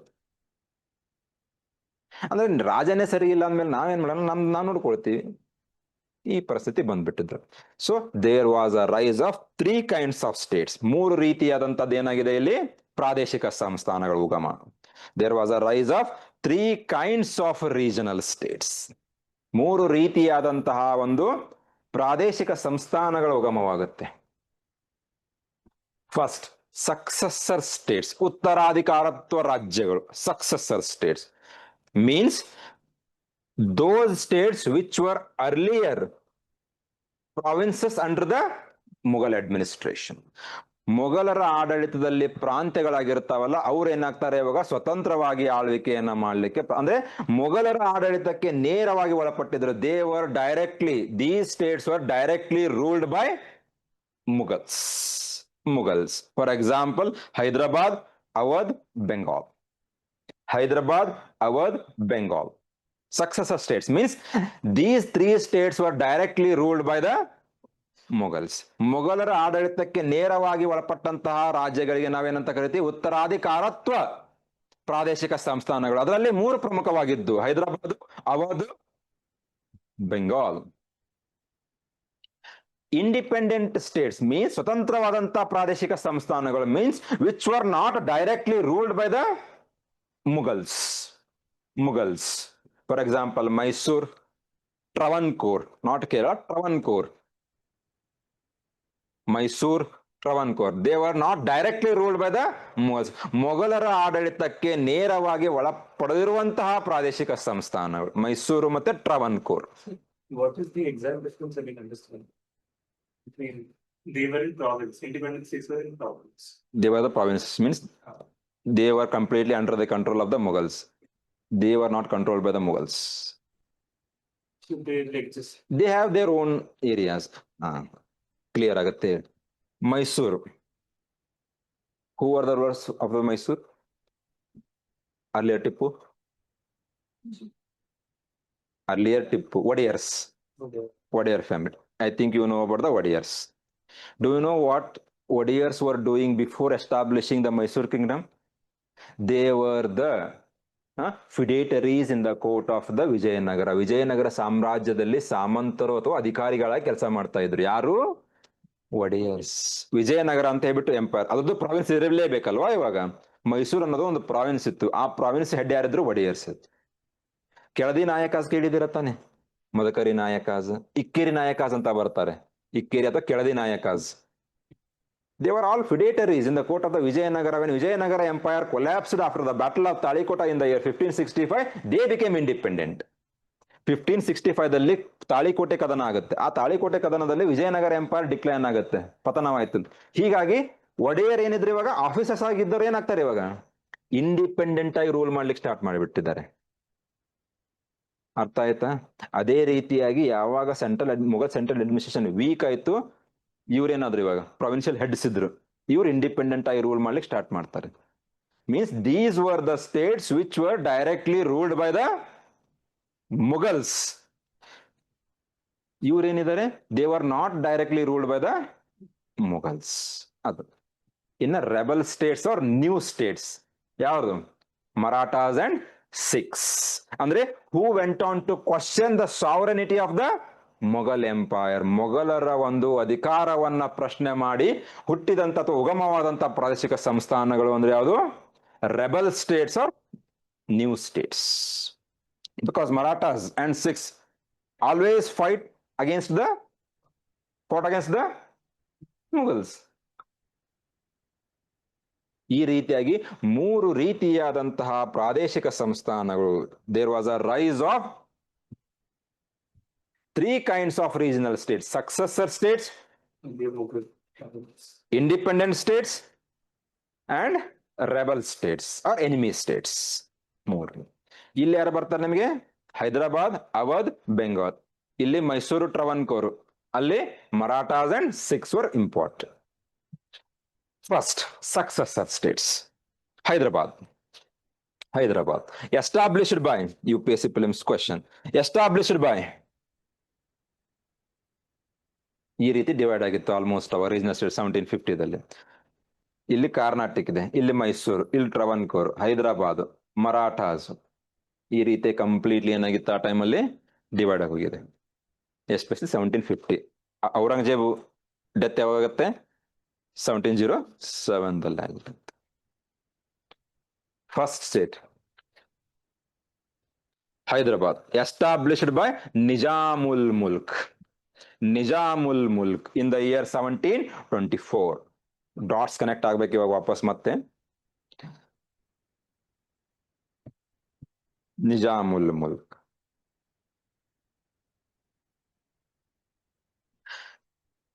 ಅದೇ ಹೆಸರು ಮಾತ್ರ ನೆನ್ಪಿಡಿ, ಹೆಸರು ಬೇರೆ ಇದೆ ಅವನು ಆಕ್ಚುಲಿ. ಕಮರುದ್ದೀನ್ ಸಿದ್ದಿಕಿ ಅವನ ಹೆಸರು, ಅದನ್ನ ನೆನ್ಪಿಡ್ಬೇಡಿ. Is actual name was Qamaruddin Siddiqui. Nizam ul Mulk means it is a title, ಬಿರುದು ಅಂತ ನಾವೇನ್ ಕರಿತೀವಲ್ಲ ಅದು ಬಿರುದು. Nizam ul Mulk. So what is 370? 24 established he 24 from 1724. He ruled from 1724 to 1748. ಕೇಳಿ ಇಲ್ಲಿ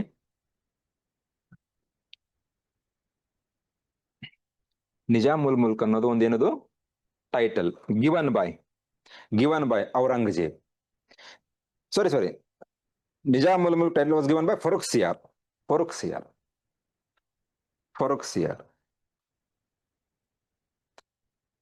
Aurangzeb gave him the title Chin Kilich Khan.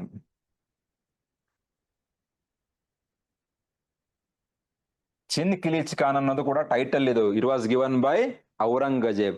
Nizam ul Mulk is a title given by Farrukh Siyar. And he had another title called as Asafza, given by Ah. 1707 he gave in the year 1690. ಅದಕ್ಕಿಂತ ಮುಂಚೆ ಅವನು ಬದುಕಿರಬಾರ್ದಂತ ಏನಾದ್ರು ಇದೇನಾ? Asafza was a title given by Mohammed Shah Rangila. 3 titles ಇತ್ತು ಇವನಿಗೆ. UPSC question ಕೇಳಿದ್ದಾರೆ. Last 2025 question ನೋಡಿದೀರಾ? Mattavilasa ಅಂತ ಹೇಳ್ಬಿಟ್ಟು ಒಂದು ಕ್ವಶನ್ ಕೇಳಿದ. ಅಂದ್ರೆ Mahendravarman first Pallava king ಇದ್ದಂತ ಬೇರೆ ಬೇರೆ ಟೈಟಲ್ಸ್ ಯಾವುದು ಅಂತ ಕೇಳಿದ್ದಾರೆ. ಟೈಟಲ್ಸ್ ಕೇಳ್ತಾ ಇದ್ದಾರೆ. So Nizam ul Mulk had 3 titles. Chin Kilich Khan was the title given by the Aurangzeb. Nizamul Mulk was the title given by the Farooq Siyad. Asafza was the title given by the Muhammad Shah Rangila. Something else. Kamaruddin Siddiqui. ಹೀಗಾಗಿ totally ಇವಾಗ ಏನ್ ಮಾಡ್ತಾರೆ ಅಂದ್ರೆ ಅವನ ಹೆಸರು ಏನಂತ ಕರೀತಾರೆ ಗೊತ್ತಾ? ನಿಜಾಮುಲ್ ಮುಲ್ಕ್ ಚಿನ್ ಕಿಲಿಚ್ ಖಾನ್ ಅಸಫ್ಜಾ. ಅವನ ಹೆಸರು ಮಾತ್ರ not with postal address. Asaf Jah. Mohammed Shah Rangila ಕೊಟ್ಟಿರ್ತಾನೆ. ಆದ್ರೆ ನಮ್ ಹಿಸ್ಟ್ರಿಯಲ್ಲಿ ಫೇಮಸ್ ಆಗಿದ್ದೀವಿ ಏನಂತ? ನಿಜಾಮ್ ಉಲ್ ಮುಲ್ಕ್. ಮುಲ್ಕ್.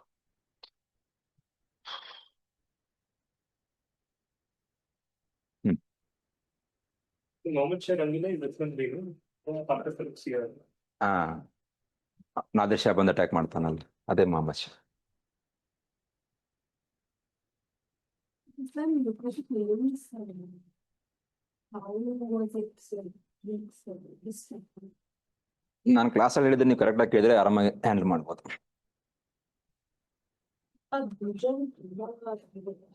ನಿಮ್ ಕನ್ಫ್ಯೂಸ್ ಮಾಡಿದ್ದಾರೆ. ಇದೆ ಫ್ಯಾಕ್ಚುಯಲ್ ಇದೆ, ಇಲ್ಲ ಅಂತಿಲ್ಲ. ಅಷ್ಟು ಫಾರ್ ಎಕ್ಸಾಂಪಲ್ ಇವಾಗ ಮಲ್ಲಿಕಾರ್ಜುನ್ ಮನ್ಸೂರ್ ಅಂತೆ ಯಾವ ಗರನ ಅಂತ ಕೇಳಿದ್ದಾರೆ. ಅಷ್ಟೆಲ್ಲ ಯಾರು ನೆನ್ಪಿಡ್ತಾರೆ, ಯಾರು ಓದ್ತಾರೆ ಹೇಳಿ? ಅದು ಬೌನ್ಸರ್, ಅದು ನಿಮ್ಗೆ ಬಾಲ್ ಬಂದಿದ್ ಕಾಣೋದೇ ಇಲ್ಲ. ಎಲ್ಲಿ ಪಿಚ್ ಆಗಿದೆ, ಎಲ್ಲಿ ಬೌನ್ಸ್ ಆಗಿದೆ ಅಂತ ಕಾಣೋದಿಲ್ಲ. ಅದನ್ನ ಮುಟ್ಲಿಕ್ಕೂ ಹೋಗಬಾರ್ದು. ಇನ್ನೊಂದು ಸಿಂಪಲ್ ಎಕ್ಸಾಂಪಲ್ ಹೇಳ್ತೀನಿ. ಅಲ್ಲೊಂದು ಕ್ವಶನ್ ಇದೆ, ಅದರ ಮೇಲೆ ರಿವರ್ಸ್ ಅರ್ಲಿಯಸ್ಟ್ ನೇಮ್ಸ್. ನಾನು ನಿಮ್ಗೆ ಎನ್ಸೆಂಟ್ದಲ್ಲಿ ಅದನ್ನೇ ಹೇಳ್ತೀನಿ ನಿಮ್ಗೆ. ಇವಾಗ ಸಪ್ತ ಸಿಂಧು ಅಂತ ಬರುತ್ತೆ. ಪುರುಷಿಣಿ, ವೇದಿಕೆ. ಅಂದ್ರೆ ವೇದಿಕೆ ಹೇಳ್ಬೇಕಾದ್ರೆ ಹೇಳಿರ್ತೀನಿ ನಾನು ನಿಮ್ಗೆ. ಇಲ್ಲಿ ನೀವೆಷ್ಟು ಕಾನ್ಸಂಟ್ರೇಟ್ ಕೊಟ್ಟು ಕೇಳ್ತೀರಾ, ನೀವ್ ಯಾವ ರೀತಿ ನೋಟ್ಸ್ ಮಾಡಿರ್ತೀರಾ, ಯಾವ ರೀತಿ ರಿವೈಸ್ ಮಾಡ್ತೀರಾ ಅನ್ನೋದು ಮುಖ್ಯ ಅಲ್ವಾ? ಅಲ್ಲಿ ಹರಪ್ಪ ಹೇಳ್ಬೇಕಾದ್ರೆ ಹೇಳ್ತೀನಿ, they went on to construct their houses using burnt bricks. ಅಲ್ಲಿ ಸ್ಟೇಟ್ಮೆಂಟ್ ಇದೇನೋ ಇಲ್ವೋ? ಅಲ್ಲಿ UPSC ಅಲ್ಲಿ ಮೊನ್ನೆ ಹೇಳ್ಬೇಕಾದ್ರೆ each and every house had its own bathroom, each and every house had its own wells. ಹೌದಾ? ಇದನ್ನ ಬಗ್ಗೆ ನಾನು ನಿಮ್ಗೆ ಹೇಳ್ತೀನಿ. ಅಲ್ಲಿ ಅವ್ರು ಏನ್ ಮಾಡಿದ್ದಾರೆ ಅಂದ್ರೆ ಸ್ವಲ್ಪ ಟಫ್ನೆಸ್ ಜಾಸ್ತಿ ಮಾಡಿದ್ದಾರೆ. ಸ್ಟೇಟ್ಮೆಂಟ್ ಕೊಟ್ಟಿದ್ದಾರೆ, ಇನ್ಫರೆನ್ಸ್ ತಗೊಂಡ್ ಬಂದಿದ್ದಾರೆ ಇವರು. ಏನ್ ಮಾಡಿದ್ದಾರೆ ಇದನ್ನೆಲ್ಲ ಅಂದ್ರೆ ಇಂಡಸ್ ವ್ಯಾಲಿ ಇರ್ಬೇಕಾದ್ರೆ ಪ್ರೈವೇಟ್ ಪ್ರಾಪರ್ಟಿ ಇಲ್ಲ, ಕಾಮನ್ ಪ್ರಾಪರ್ಟಿ ಕನ್ಸೆಪ್ಟ್ ಇತ್ತು ಅಂತ ಹೇಳಿದ್ದಾರೆ ಅವರು. ಅದೇ ನಿಮ್ಗೆ ಅಪ್ಲೈ ಮಾಡ್ಲಿಕ್ಕೆ ಕೇಳ್ತಾ ಇದಾರೆ. ಅಂದ್ರೆ ನಿಮ್ಗೆ ನಾಲೆಜ್ ಇದೆ, ಅದನ್ನ ಅಪ್ಲೈ ಮಾಡ್ಬೇಕು. ಇವಾಗ ಪ್ರೈವೇಟ್ ಬಾತ್ರೂಮ್ ಇದೆ, ಪ್ರೈವೇಟ್ ವೆಲ್, ನಿಮ್ಮ ಮನೆಯಲ್ಲೇ ಬಾತ್ರೂಮ್ ಇದೆ, ನಿಮ್ಮ ಮನೆಯಲ್ಲೇ ವೆಲ್ ಇದೆ, ಬಾವಿ ಇದೆ ಅಂದ್ಮೇಲೆ ಕಾಮನ್ ಪ್ರಾಪರ್ಟಿ ಆಗ್ಲಿಕ್ಕೆ ಸಾಧ್ಯನಾ? ಅದು ಪ್ರೈವೇಟ್ ಪ್ರಾಪರ್ಟಿ ತಾನೆ. ಅವ್ರೇನ್ ಕೇಳಿದಾರೆ ಅಲ್ಲಿ? ಕಾಮನ್ ಪ್ರಾಪರ್ಟಿ ಅಂತ ಹೇಳಿದ್ದಾರೆ. ನಿಮ್ ಮನೆಯಲ್ಲಿ ಬಾತ್ರೂಮ್ ಇದೆ, ನಿಮ್ ಮನೆಯಲ್ಲಿ ಬಾವಿ ಇದೆ ಅಂದ್ಮೇಲೆ ಕಾಮನ್ ಪ್ರಾಪರ್ಟಿ ಆಗ್ಲಿಕ್ಕೆ ಹೇಗೆ ಸಾಧ್ಯ? ಅದು ಅಂದ್ರೆ ನಿಮ್ಮ ಅಲ್ಲಿ ಅಪ್ಲೈ ಮಾಡ್ಲಿಕ್ಕೆ ಹೇಳ್ತಾ ಇದ್ದಾರೆ. ಹೌದು, ಕ್ವಶನ್ ಪೇಪರ್ ಟಫ್ ಅನ್ನೋಕತ್ತ ಹೇಗಿದೆ ಅಂದ್ರೆ ಒಂಥರ ವೇಗಿದೆ ಕ್ವಶನ್ ಪೇಪರ್. ಎಲ್ಲೆಲ್ಲೋ ಏನೋ ಮಿಕ್ಸ್ ಮಾಡಿದ್ದಾರೆ.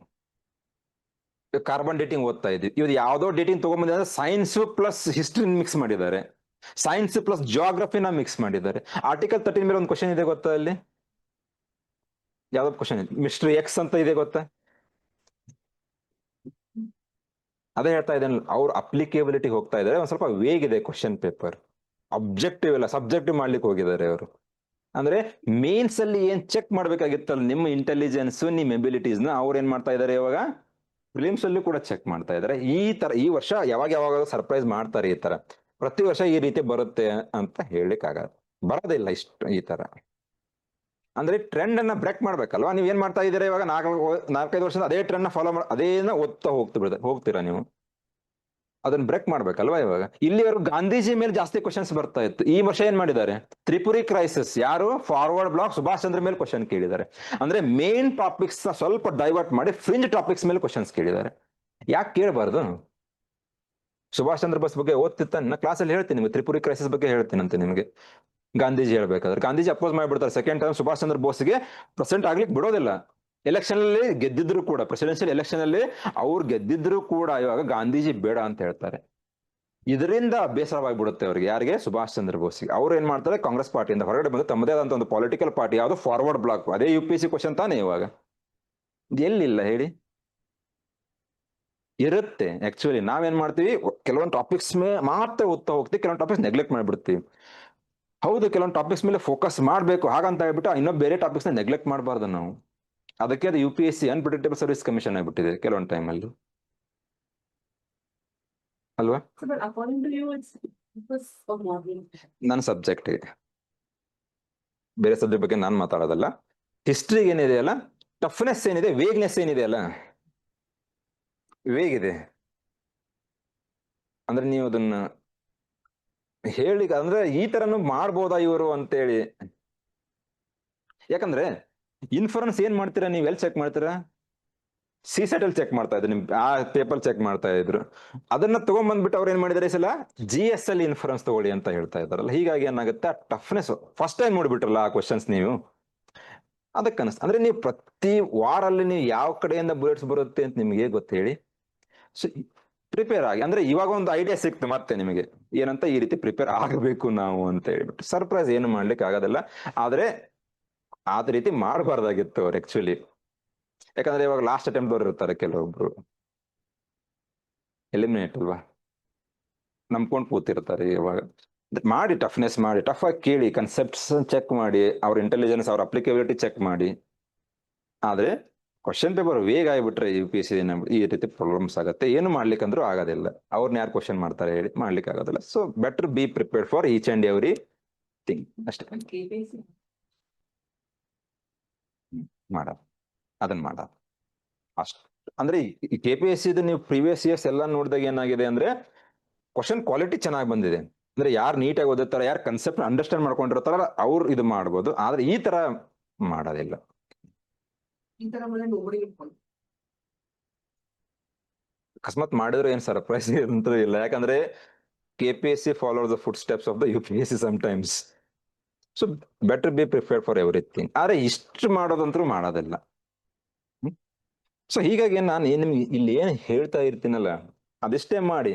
ನಿಮ್ಗೆ ಎಷ್ಟೋ ಹಿಸ್ಟ್ರಿ ಮುಗಿದೋಗುತ್ತೆ. NCERT ಪ್ಲಸ್ ನಾನು ಹೇಳೋದು ನೀವು ಮಾಡಿದ್ರೆ ಎಲ್ಲಿ ಅವ್ರು ಬೇರೆ ಕಡೆಯಿಂದ ಹೋಗೋದು ಇರೋದಿಲ್ಲ, ಸುತ್ತಮುತ್ತ ಅಲ್ಲೇ ಇರ್ತಾರೆ. ಆದ್ರೆ ನೀವು ಅದನ್ನ ಗ್ರಾಸ್ ಮಾಡ್ಕೊಂಡು ನೀವು ಅಪ್ಲೈ ಮಾಡುವಂತ ಕೆಪಾಸಿಟಿನ ಬಿಲ್ಡ್ ಮಾಡಿ. ಯಾಕಂದ್ರೆ ಇದು ಯಾವ್ದೋ ಡಿಗ್ರಿ ಎಕ್ಸಾಮ್ ಅಲ್ಲ, ಇದು ಅಡ್ಮಿನಿಸ್ಟ್ರೇಟಿವ್ಸ್ ಆಗೋರು. ನೀವು ನಾಳೆ ಎಷ್ಟೊಂದು ಡಿಸ್ಕ್ರಿಪೆನ್ಸಿ ನಿಮ್ಮ ಹತ್ರ ಬರುತ್ತೆ, ಎಷ್ಟೊಂದು ಚಾಲೆಂಜಸ್ ನೀವು ಫೇಸ್ ಮಾಡ್ತಾ ಇರ್ತೀರಿ. ನಿಮ್ಗೆ ಇವಾಗ ಅನ್ಸುತ್ತೆ ನಾಳೆ ನಾನು ಆರಾಮಾಗಿರ್ಬೋದು ಅಂತ ಹೇಳ್ಬಿಟ್ಟು. ಆಕ್ಚುಲಿ ನೀವು ಇವಾಗ ಆರಾಮಾಗಿದ್ದೀರಾ. 24/7 ವರ್ಕ್ ಮಾಡ್ಬೇಕು. ಅವಾಗೆಲ್ಲ AC ರೆವೆನ್ಯೂ, ತಹಸೀಲ್ದಾರು, DYSP, ಇಲ್ಲ IAS, IPS. ನಿಮ್ ಪರ್ಸನಲ್ ಲೈಫ್ ಅನ್ನೋದು ಇರೋದಿಲ್ಲ ಅವಾಗ. ಎವ್ರಿಥಿಂಗ್ ವಿಲ್ ಬಿ ಪಬ್ಲಿಕ್ ಅಂತ ಕೇಳ್ತಾ ಇದ್ದೇನೆ. ಸೊ ಇದಕ್ಕೆ ರೆಡಿ ಆಗ್ಲಿಕ್ಕೆ ಈ ತರ ಮತ್ತೇನಿಲ್ಲ. ಏನ್ ಹೇಳ್ತಾ ಇದ್ದೆ?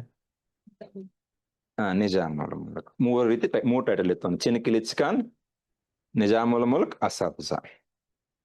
1724 ಎಸ್ಟಾಬ್ಲಿಷ್ ಮಾಡಿದಾನೆ ಅಂತ ಹೇಳ್ತೀನಿ, ಹೇಳಿದಂತಾನೆ ಇವಾಗ. Before establishing his own kingdom, he was appointed as a viceroy of Deccan or governor, head of the Deccan. He was appointed as a viceroy in the year 1713. 1713.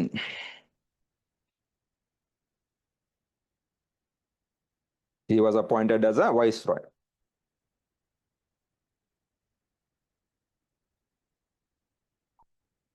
Or head of a Deccan at Hyderabad. ಹೈದರಾಬಾದ್ನ ಆಡಳಿತವನ್ನು ನೋಡ್ಕೊಳ್ಳಿಕ್ಕೆ 1713 ಫರೂಕ್ ಸಿಯಾರ್ ಅವನ್ ಏನ್ ಮಾಡಿರ್ತಾನೆ, appoint ಮಾಡಿರ್ತಾನೆ. To look after the administration of the Hyderabad, Farooq Siyar appointed him as a viceroy. Viceroy ಅವನು ಏನ್ ಮಾಡಿರ್ತಾನೆ, ನೇಮಕವಾಗಿರ್ತಾನೆ. ಅಂದ್ರೆ before establishing Hyderabad an independent Kingdom. ಹೌದಾ? And he served as a viceroy of the Hyderabad from 1713 to 1722. 1713 1713ರಿಂದ ಹಿಡಿದು 1722ರವರೆಗೆ ಹೈದರಾಬಾದದ viceroy ಆಗಿ ಅವನು ಏನ್ ಮಾಡಿದಾನೆ, ಕೆಲಸವನ್ನ ಮಾಡ್ತಾ ಇದ್ದ.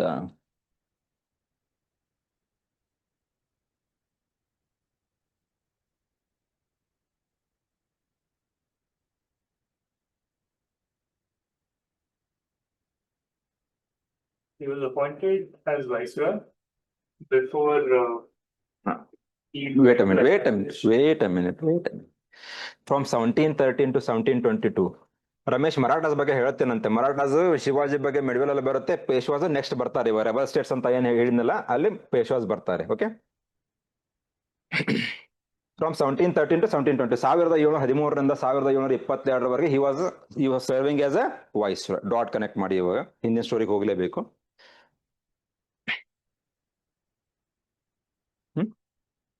ಕೇಳಿ.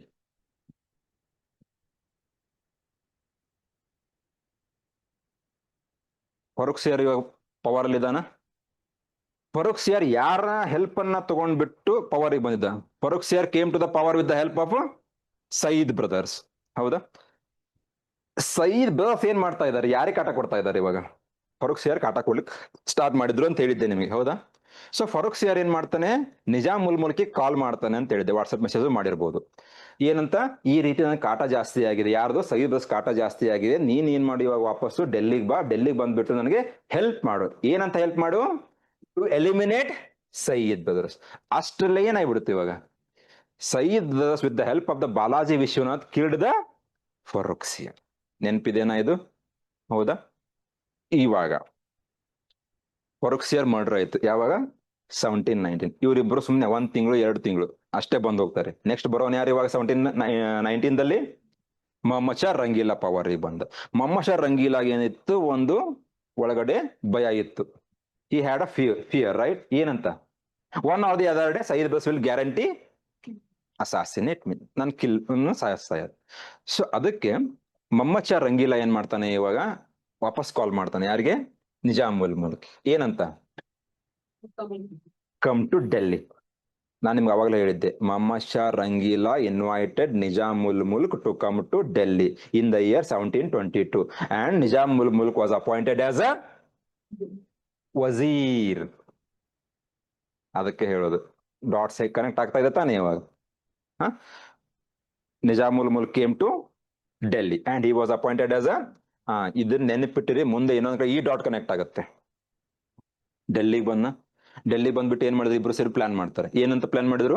ಏನಾದ್ರು ಮಾಡಿ ಅವ್ರನ್ನ ಎಲಿಮಿನೇಟ್ ಮಾಡು. Abdullah was executed, Hussain was imprisoned, they were eliminated right. Nizam ul Mulk ಏನಾಗಿಬಿಟ್ಟ ಇವಾಗ, ಅವನ್ ಪವರ್ಫುಲ್ ಆಗಿಬಿಟ್ಟ. Nizam ul Mulk belongs to the Turani group, Sayyid brothers belongs to the ಗುಂಪುಗಾರಿಕೆ, ಅವರವ್ರ ಮಧ್ಯೆ ಕಾನ್ಫ್ಲಿಕ್ಟ್. ಹೌದಾ? ಇವಾಗ ಏನಾಯ್ತು, ನಿಜಾಮ್ ಉಲ್ ಮುಲ್ಕ್ ಗ್ರಾಜುವಲಿ ಅಂದ್ರೆ day by day administration powerful ಆಗಿಬಿಟ್ಟ ಅವನು. ಹೌದಾ? ಮೊಹಮ್ಮದ್ ಶಾ ರಂಗೀಲಾಗ್ ಬಂದು ಕಂಪ್ಲೇಂಟ್ ಮಾಡ್ತಾರೆ ಬೇರೆಯವರು. ಏನಂತ, ನೋಡಿ ಸರ್, ಅವನು ಡೈಲಿ ಬೇಸಿಸ್ ಮೇಲೆ ಪವರ್ಫುಲ್ ಆಗ್ತಾ ಇದ್ದಾನೆ, ನಾಳೆ ನಿಮ್ಮನ್ನು ಮರ್ಡರ್ ಮಾಡ್ಬೋದು ನೋಡಿ ಅವನು.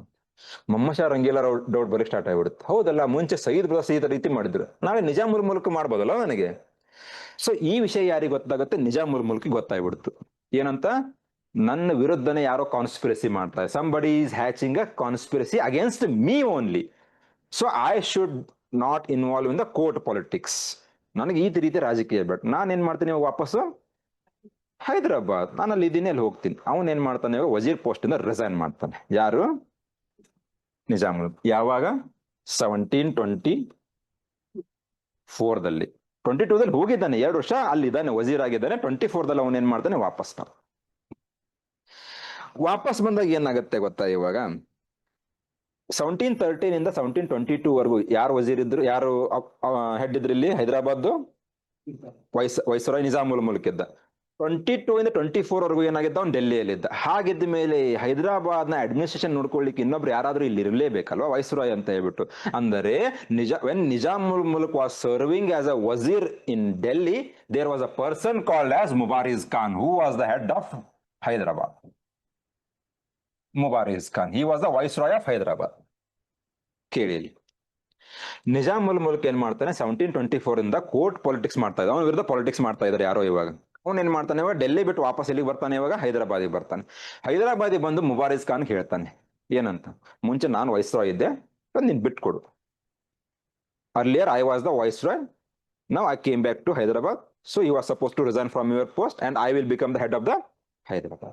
But this person Mubaris Khan refused to hand over the power. ನಾನು ಬಿಟ್ಕೊಡೋದಿಲ್ಲ, ಯಾಕಂದ್ರೆ ನನ್ನ ಅಪಾಯಿಂಟ್ ಮಾಡಿದ್ದೆ ಯಾರು? ಸೆಂಟ್ರಲೈಸ್ಡ್ ಅಡ್ಮಿನಿಸ್ಟ್ರೇಷನ್ ಇರುತ್ತೆ, ಕೇಂದ್ರೀಕೃತವಾದಂತ ಆಡಳಿತ. ಮುಬಾರಿಸ್ ಖಾನ್ ಅಪಾಯಿಂಟ್ ಮಾಡಿದ್ದು Mohammed Shah Rangeela. So king has appointed me, then why should I hand over power to you? So there was a conflict between Nizamul Mulk and Mubaris Khan. So there was a battle called as Battle of Shakrkheda in the year 1724 between Nizamul Mulk and Mubaris Khan. Simple ಆಗಿದೆ, confusion ಮಾಡ್ಕೊಳ್ಬೇಡಿ. What is this spelling? MUBARIZ, Mubaris Khan. The battle. Battle of Shakarkheda, SHAKRKHEDA place ಅದು ಶಕ್ರಖೇಡ ಅನ್ನೋದಷ್ಟೇ. In the year 1724. Simple ಇದೆ. 1713 to 22 ಅವನೇನಿದ್ದ ವಸರ ಇರ್ತಾನೆ. 2 years ಏನ್ ಮಾಡಿದ್ದ, deputation ಮೇಲೆ ಹೋಗಿದ್ದ. ಎಲ್ಲಿಗೆ? ಡೆಲ್ಲಿಗೆ ವಜೀರ್ ಆಗ್ಬಿಟ್ಟು. ಹೌದಾ? ಅಲ್ಲಿ ಕೋರ್ಟ್ ಪಾಲಿಟಿಕ್ಸ್ ಇಂದ ಬೇಸರವಾಗಿ ವಾಪಸ್ ಅವನೇನ್ ಮಾಡ್ತಾನೆ, he came back to Hyderabad. When he came back to Hyderabad, the viceroy of the Hyderabad was Mubaris Khan. In the year 1724, there was a conflict between Mubaris Khan and Nizamul Mulk. So there was a battle between Mubaris Khan and Nizamul Mulk in the year 1724. In that battle called as Battle of Shakrkheda, Nizamul Mulk defeated Mubaris Khan and came to the power. 1724 ಏನಾಗುತ್ತೆ, ಮುಬಾರಿಸ್ ಖಾನ್ ಮತ್ತೆ Nizam ul milk ಮಧ್ಯೆ ಏನಾಯ್ತು, ಒಂದು ಯುದ್ಧವಾಯಿತು. ಯಾವುದು? ಶಕ್ರಖೇಡ ಅಂತ ಹೇಳ್ಬಿಟ್ಟು. ಆ ಒಂದು ಕದನದಲ್ಲಿ ನಿಜಾಮುಲ್ ಮುಲ್ಕ್ ಮುಬಾರಿಸ್ ಖಾನ್ ಅನ್ನ ಸೋಲಿಸ್ಬಿಟ್ಟು ಏನ್ ಮಾಡ್ತಾನೆ, ವಾಪಸ್ ಪವರಿಗೆ ಬರ್ತಾನೆ. ಯಾವಾಗ ವಾಪಸ್ ಪವರಿಗೆ ಬರ್ತಾನಲ್ಲ, he went on to establish his own kingdom called as Asafzar dynasty. Asafzar dynasty in the year 1724. Asafzar dynasty established his own dynasty called as Asafzar dynasty. And remember one thing, ಇದನ್ನ correct ಆಗಿ ಕೇಳಿಸ್ಕೊಳ್ಳಿ. Hyderabad, Bengal, Awadh, they were successor states. They were ruling independently, but they never declared independence. They were ruling independently. ಸ್ವತಂತ್ರವಾಗಿ ಆಳ್ವಿಕೆಯನ್ನ ಮಾಡ್ತಾ ಇದ್ದಾರೆ ಹೈದರಾಬಾದು, ಬೆಂಗಾಲು ಮತ್ತೆ ಅವಧ್. ಆದ್ರೆ ಸ್ವತಂತ್ರವನ್ನ ಘೋಷಣೆ ಮಾಡಲಿಲ್ಲ. They never declared independence, but they ruled independently. ಏನಿದು ಅರ್ಥ? What you mean by that? You are ruling independently, but you never declared independence. ಅರ್ಥ ಏನು? ಸ್ವಲ್ಪ ಇದು ಕೆಲಸ ಕೊಡಿ ಅಷ್ಟೇ, ಮತ್ತೆ ಏನಿಲ್ಲ. One second. Yeah. So can you please repeat the timeline? So first he was Wazir from the year, first he was viceroy, Viceroy in the year 1713 to 1722. From 1722 to 1724, he was appointed as a Wazir of Mughal Empire. He was serving at Delhi. 1732. 22 to 24. Don't get much involved in the timeline. Okay. Number. He came here and established Asafzar dynasty Okay. by winning the battle of Shakrkheda. Okay. Right? Is there any confusion? Nothing. Okay. ನಾನು ನಿಮ್ಗೊಂದು ಮಾತು ಹೇಳಿದೆ, ಏನಂತ? They were ruling independently, but they never declared independence. ಅರ್ಥ ಏನು? ಸ್ವತಂತ್ರವಾಗಿ ಆಳ್ವಿಕೆ ಮಾಡ್ತಾ ಇದ್ದಾರೆ, ಆದ್ರೆ ಸ್ವತಂತ್ರವನ್ನ ಘೋಷಿಸಿಲ್ಲ ಅವರು. ಅರ್ಥ ಏನು?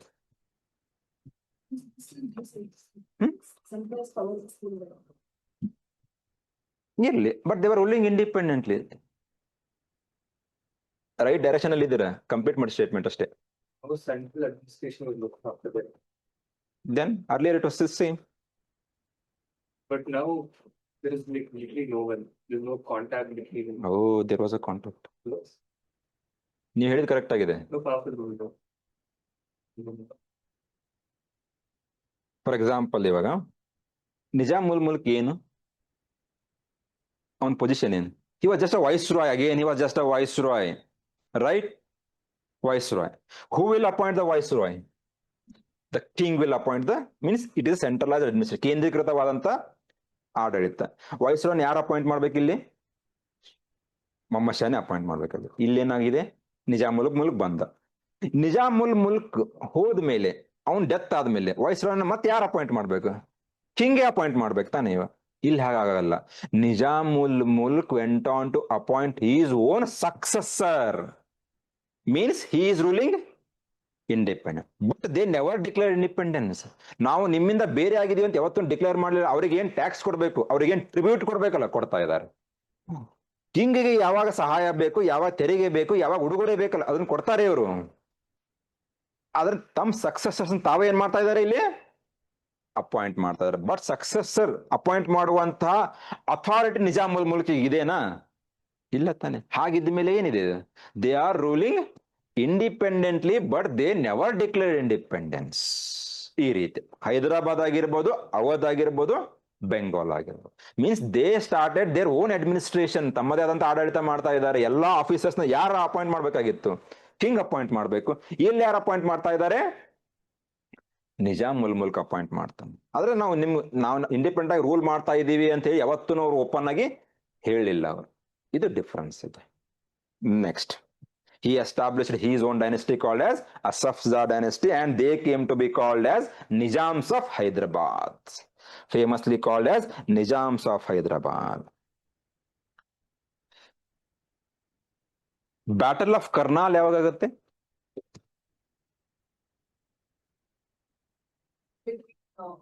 Nadir Shah Nadir Shah and Mohammed Shah Rangila ಯಾವಾಗ ಆಗುತ್ತೆ? ಸರ್ ಯಾವಾಗ ಆಗಿದೆ ಬಿಡಿ ಸರ್, ತಗೊಂಡು ಏನ್ ಮಾಡೋಣ. ಯಾವಾಗ?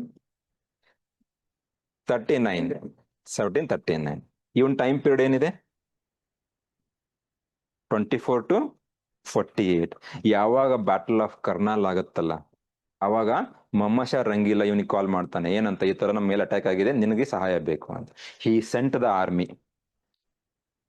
ನಿಜಾಮುಲ್ Mulk, he himself went to help the Muhammad Shah Rangila, and he was paying the tax, he was paying the tribute. That's why I said they were ruling independently but they never declared independence.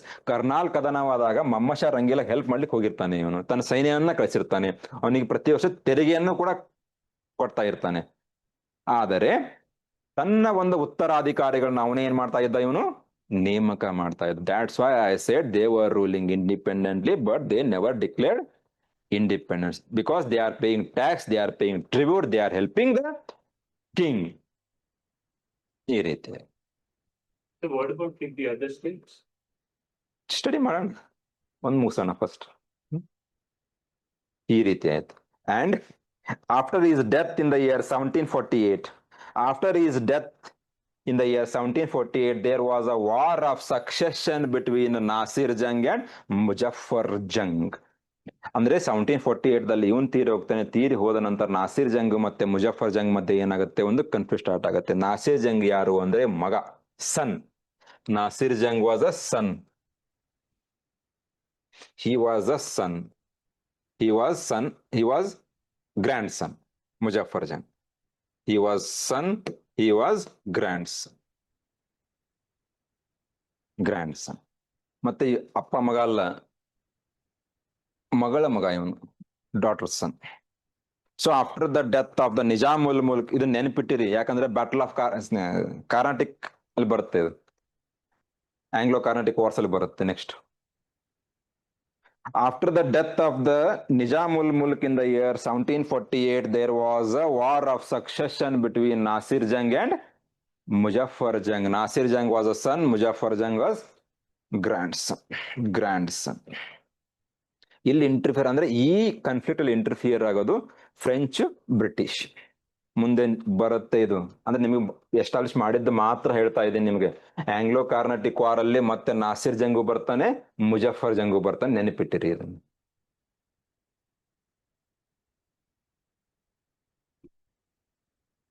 ಇದೇನು Hyderabad establish ಆಗಿದ್ದು ಮಾತ್ರ, ಇದು establish ಆಗಿದ್ದು ಮಾತ್ರ.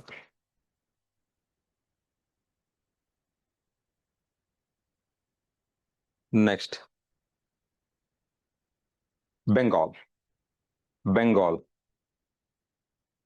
ಏನಾದ್ರು doubts ಇದ್ದರೆ rice ಮಾಡಿ, ಸುಮ್ಮನೆ ಕೂತ್ಕೋಬೇಡಿ ಅಷ್ಟೇ. ಬೆಂಗಾಲ್ ಎಸ್ಟಾಬ್ಲಿಷ್ ಆಗಿದ್ದು ಮಾತ್ರ ಹೇಳ್ತಾ ಇದ್ದೀನಿ, ಯಾಕಂದ್ರೆ ಮುಂದೆ ಮತ್ತೆ ಡಾಟ್ಸ್ ಕನೆಕ್ಟ್ ಆಗ್ಬೇಕಷ್ಟೇ. ಇದು Bengal established by Murshid Quli Khan. Murshid Quli Khan in the year 1717, 1717. In the year 1717, Murshid Quli Khan. ನೋಡಿ ಇವಾಗ ಹೈದರಾಬಾದ್ ಎಸ್ಟಾಬ್ಲಿಷ್ ಆಗೋದು ಯಾವಾಗ? 24. ಇದು ಎಸ್ಟಾಬ್ಲಿಷ್ ಆಗೋದು ಯಾವಾಗ? ಆಲ್ಮೋಸ್ಟ್ ಏನಿದೆ ಇವಾಗ ಕಂಟೆಂಪರರೀಸ್ ತಾನೆ ಇವರೆಲ್ಲ, ಸಮಕಾಲೀನವ್ರು. ಅಂದ್ರೆ ಔರಂಗಜೇಬ್ ಯಾವಾಗ ತೀರಿ ಹೋಗ್ತಾನಲ್ಲ ಅವಾಗ ಇವರೆಲ್ಲ ಏನಾಗ್ಬಿಟ್ರು, ರೈಸ್ ಆಗ್ತಾ ಇದ್ದಾರೆ ಅಷ್ಟೇ. Established by Murshid Quli Khan. ಮುರ್ಷಿದ್ ಕುಲಿ ಖಾನ್ ಇವಾಗ 1724ದಲ್ಲಿ ನಿಜಾಮುಲ್ ಮುಲ್ಕ್ ಏನ್ ಎಸ್ಟಾಬ್ಲಿಷ್ ಮಾಡಿದ್ನಲ್ಲ, ಮುಂಚೆ ಏನಾಗಿದ್ದ ಅವನು? Before establishing his own independent kingdom, Nizam ul Mulk was a viceroy of Hyderabad from 1713 to 1722. In the same way, Murshid Quli Khan was the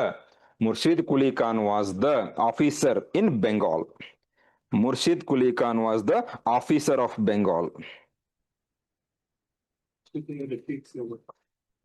was officer of Bengal when, sir? In the year 1700, Aurangzeb appointed him as a Diwan of Bengal, not viceroy. Diwan. Diwan means head of the revenue department. Head of the revenue department. Medieval ಹೇಳ್ಬೇಕಾದ್ರೆ ಬರ್ತಾವ ಇವೆಲ್ಲ ಮತ್ತೆ ನಿಮಗೆ. Aurangzeb appointed Murshid Quli Khan as the diwan of Bengal. Diwan ಆಗಿ ನೇಮಕಗೊಂಡಿರ್ತಾನೆ ಇವನು ಯಾವಾಗ? 1700ರಲ್ಲಿ as a diwan. Diwan means head of revenue department, ಕಂದಾಯದ ಆಡಳಿತದ ಮುಖ್ಯಸ್ಥ. In the year 1717, Farrukh Siyar appointed Murshid Quli Khan as governor of Bengal.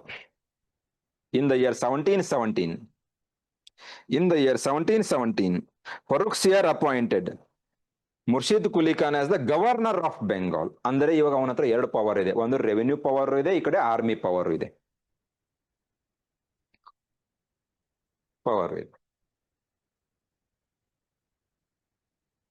ಯಾವಾಗ ಇವಾಗ ಫರೂಕ್ ಸಿಯರ್ ವೀಕ್ ಆಗ್ತಾನಲ್ಲ, ಇವನ್ ಏನ್ ಮಾಡ್ಬಿಡ್ತಾನೆ, ಆ ಒಂದು ಟೈಮ್ ನ ಯೂಸ್ ಮಾಡ್ಕೊಂಡು he went on to rule independently in the similar way as the Nizamul Mulk. He started ruling independently but never declared independence. So in the year 1717, when he became the governor of the Bengal, he started ruling Bengal as independent kingdom. Means he established Bengal as an independent kingdom in the year 1717.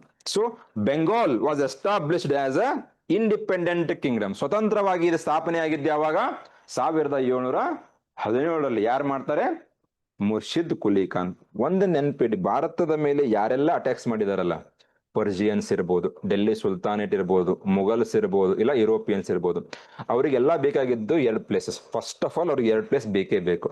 Western side ಅಲ್ಲಿ ಗುಜರಾತ್, ಪಶ್ಚಿಮದಲ್ಲಿ ಗುಜರಾತ್ ಬೇಕು, eastern side ಅಲ್ಲಿ ಬೆಂಗಾಲ್ ಬೇಕು. ಯಾಕೆ? Port ಇದೆ. ಮತ್ತೆ for example, ನೀವು central Asia ಜೊತೆ ಅಂದ್ರೆ ಕೇಂದ್ರ ಏಷ್ಯಾ ಜೊತೆ ನೀವು ಏನಾದ್ರು ಟ್ರೇಡ್ ಮಾಡ್ಬೇಕಂದ್ರೆ ಏನ್ ಬೇಕು ನಿಮ್ಗೆ? ಗುಜರಾತ್ ಬೇಕು. ಸೌತ್ ಈಸ್ಟ್ ಏಷ್ಯನ್ ಕಂಟ್ರೀಸ್, ಆಗ್ನೇಯ ಏಷ್ಯಾ ದೇಶಗಳು, ಏನ್ ಬೇಕು ಅಲ್ಲಿ? ಬೆಂಗಾಲ್ ಬೇಕು. ಪೋರ್ಟ್ಸ್. ಮತ್ತೇನು? ಮೋಸ್ಟ್ ಪ್ರಾಸ್ಪರಸ್ ಪ್ರಾವಿನ್ಸಸ್ ಎರಡು ಬೆಂಗಾಲು ಮತ್ತೆ ಗುಜರಾತ್. ಏನಿಲ್ಲ, ಬೆಂಗಾಲ್ ಅಂದ ತಕ್ಷಣ ಪ್ರೆಸೆಂಟ್ ಡೇ ಬೆಂಗಾಲ್ ಅಲ್ಲ, ಮತ್ತೆ ಬೆಂಗಾಲು, ಬಿಹಾರು, ಒರಿಸ್ಸಾ, ಪಾರ್ಟ್ಸ್ ಆಫ್ ಜಾರ್ಖಂಡ್ ಎಲ್ಲ ಸೇರ್ಬಿಟ್ಟು ಬೆಂಗಾಲ್ ಆಗಿತ್ತು ಅವಾಗ. ನ್ಯಾಚುರಲ್ ರಿಸೋರ್ಸ್ ಇದೇನೋ ಇಲ್ವ ಅಲ್ಲಿ? ಐರನ್ ಓರು. ಇನ್ನೂ ಏನ್ ಬೇಕು ನಿಮಗೆ? ಐರನ್ ಓರ್ ಇದೆ. ಗಂಗಾ, ಬ್ರಹ್ಮಪುತ್ರ, ಫರ್ಟೈಲ್ ಪ್ಲೇನ್ಸ್ ಇದಾವೆ. ಅಗ್ರಿಕಲ್ಚರ್ ಪ್ರೊಡಕ್ಷನ್ ಜಾಸ್ತಿ ಆಗುತ್ತೆ. ಅಗ್ರಿಕಲ್ಚರ್ ಪ್ರೊಡಕ್ಷನ್ ಜಾಸ್ತಿ ಆದ್ರೆ ಟ್ಯಾಕ್ಸ್ ಏನಾಗುತ್ತೆ? ಜಾಸ್ತಿ ಬರುತ್ತೆ. ಹೌದೋ ಇಲ್ಲ? ಸೊ ಅದಕ್ಕೆ ಏನ್ ಮಾಡ್ತಾನೆ ಇವಾಗ ಮುರ್ಷಿದ್ ಕುಲಿ ಖಾನ್ ಏನ್ ಮಾಡ್ತಾನೆ, ಯಾವಾಗ ಅವನು ಬೆಂಗಾಲ್ನ ಇಂಡಿಪೆಂಡೆಂಟ್ ಆಗಿ ರೂಲ್ ಮಾಡ್ಲಿಕ್ಕೆ ಸ್ಟಾರ್ಟ್ ಮಾಡ್ತಾನಲ್ಲ, ಅವಾಗ ಅವನ್ ಏನ್ ಮಾಡ್ತಾನೆ, ಕೆಲವೊಂದು ರಿಫಾರ್ಮ್ಸ್ ಮಾಡ್ಲಿಕ್ಕೆ ಸ್ಟಾರ್ಟ್ ಮಾಡ್ಬಿಡ್ತಾನೆ. ಅಂದ್ರೆ ಅವ್ನ್ ಕಣ್ಣಾರೆ ನೋಡಿರ್ತಾನೆ ಏನಂತ, ಮೊಘಲ್ ಎಂಪೈರ್ ಹೇಗೆ ಕೊಲ್ಯಾಪ್ಸ್ ಆಗ್ತಾ ಇದೆ, ಎಕಾನಮಿಕ್ ಬ್ಯಾಂಕ್ರಪ್ಸಿ ಇದೆ, ಜಾಗೀರ್ದಾರಿ ಕ್ರೈಸಿಸ್ ಇದೆ, ಫೈನಾನ್ಷಿಯಲ್ ಕ್ರೈಸಿಸ್ ಇದೆ.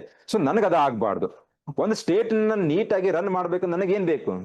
ದುಡ್ಡು ಬೇಕು. There should be continuous flow of revenue ಅದು ಆಗ್ಬೇಕು ತಾನೆ. ದ್ಯಾಟ್ಸ್ ವೈ ಅವನ್ ಏನ್ ಮಾಡ್ತಾನೆ ಇವಾಗ ಕೆಲವೊಂದು ರಿಫಾರ್ಮ್ಸ್ ಮಾಡ್ತಾನೆ. ಏನ್ ರಿಫಾರ್ಮ್ಸ್ ಮಾಡ್ತಾನೆ? ಅವ್ನ್ ಮಾಡೋ ಫಸ್ಟ್ ರಿಫಾರ್ಮ್ ಏನಂದ್ರೆ he shifted the capital of Bengal from Dhaka to Murshidabad. Dhaka ಇವಾಗ ಎಲ್ಲಿದೆ? Capital of Bangladesh. Bangladesh. He shifted his capital of Bengal from Dhaka to Murshidabad. ಕೇಳ್ತಾರೆ ಕ್ವಶನ್ಸ್.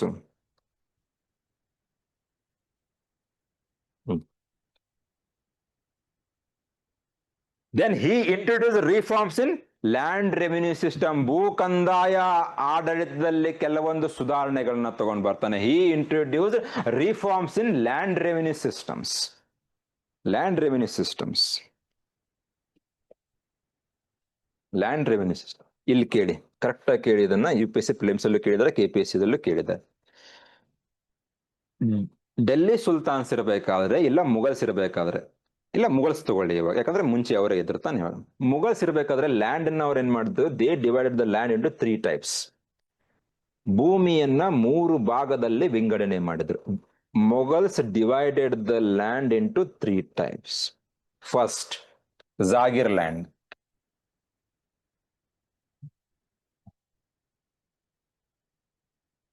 ಯಾವುದು? ಜಾಗಿರ್. ಏನು ಜಾಗಿರ್ ಅಂದ್ರೆ? Where those Jagirdari systems, Jagirdari. So somebody who. Zagir means a piece of a land given to the officer for his salary. ಹೌದಾ? ಆಫೀಸರ್ಸ್ಗೆ, ಅಧಿಕಾರಿಗಳಿಗೆ ಕೊಡುವಂತ ಭೂಮಿಗೆ ಏನಂತ ಕರೀತಾರೆ? Jagir. The land given to the officers was called as a jagir. ಅಧಿಕಾರಿಗಳಿಗೆ ಕೊಟ್ಟು ಬಿಟ್ಟಿದ್ದಾರೆ.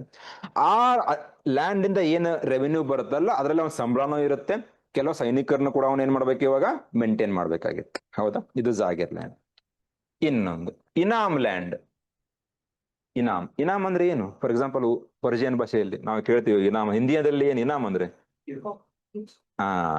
Inam means the land given to the religious heads or the religious institutions.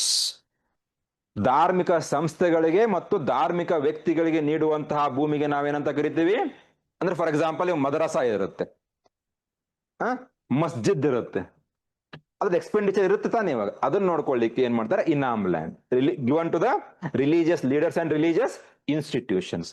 Another type of land was called as Khalisa. Khalisa land, directly under the control of the king.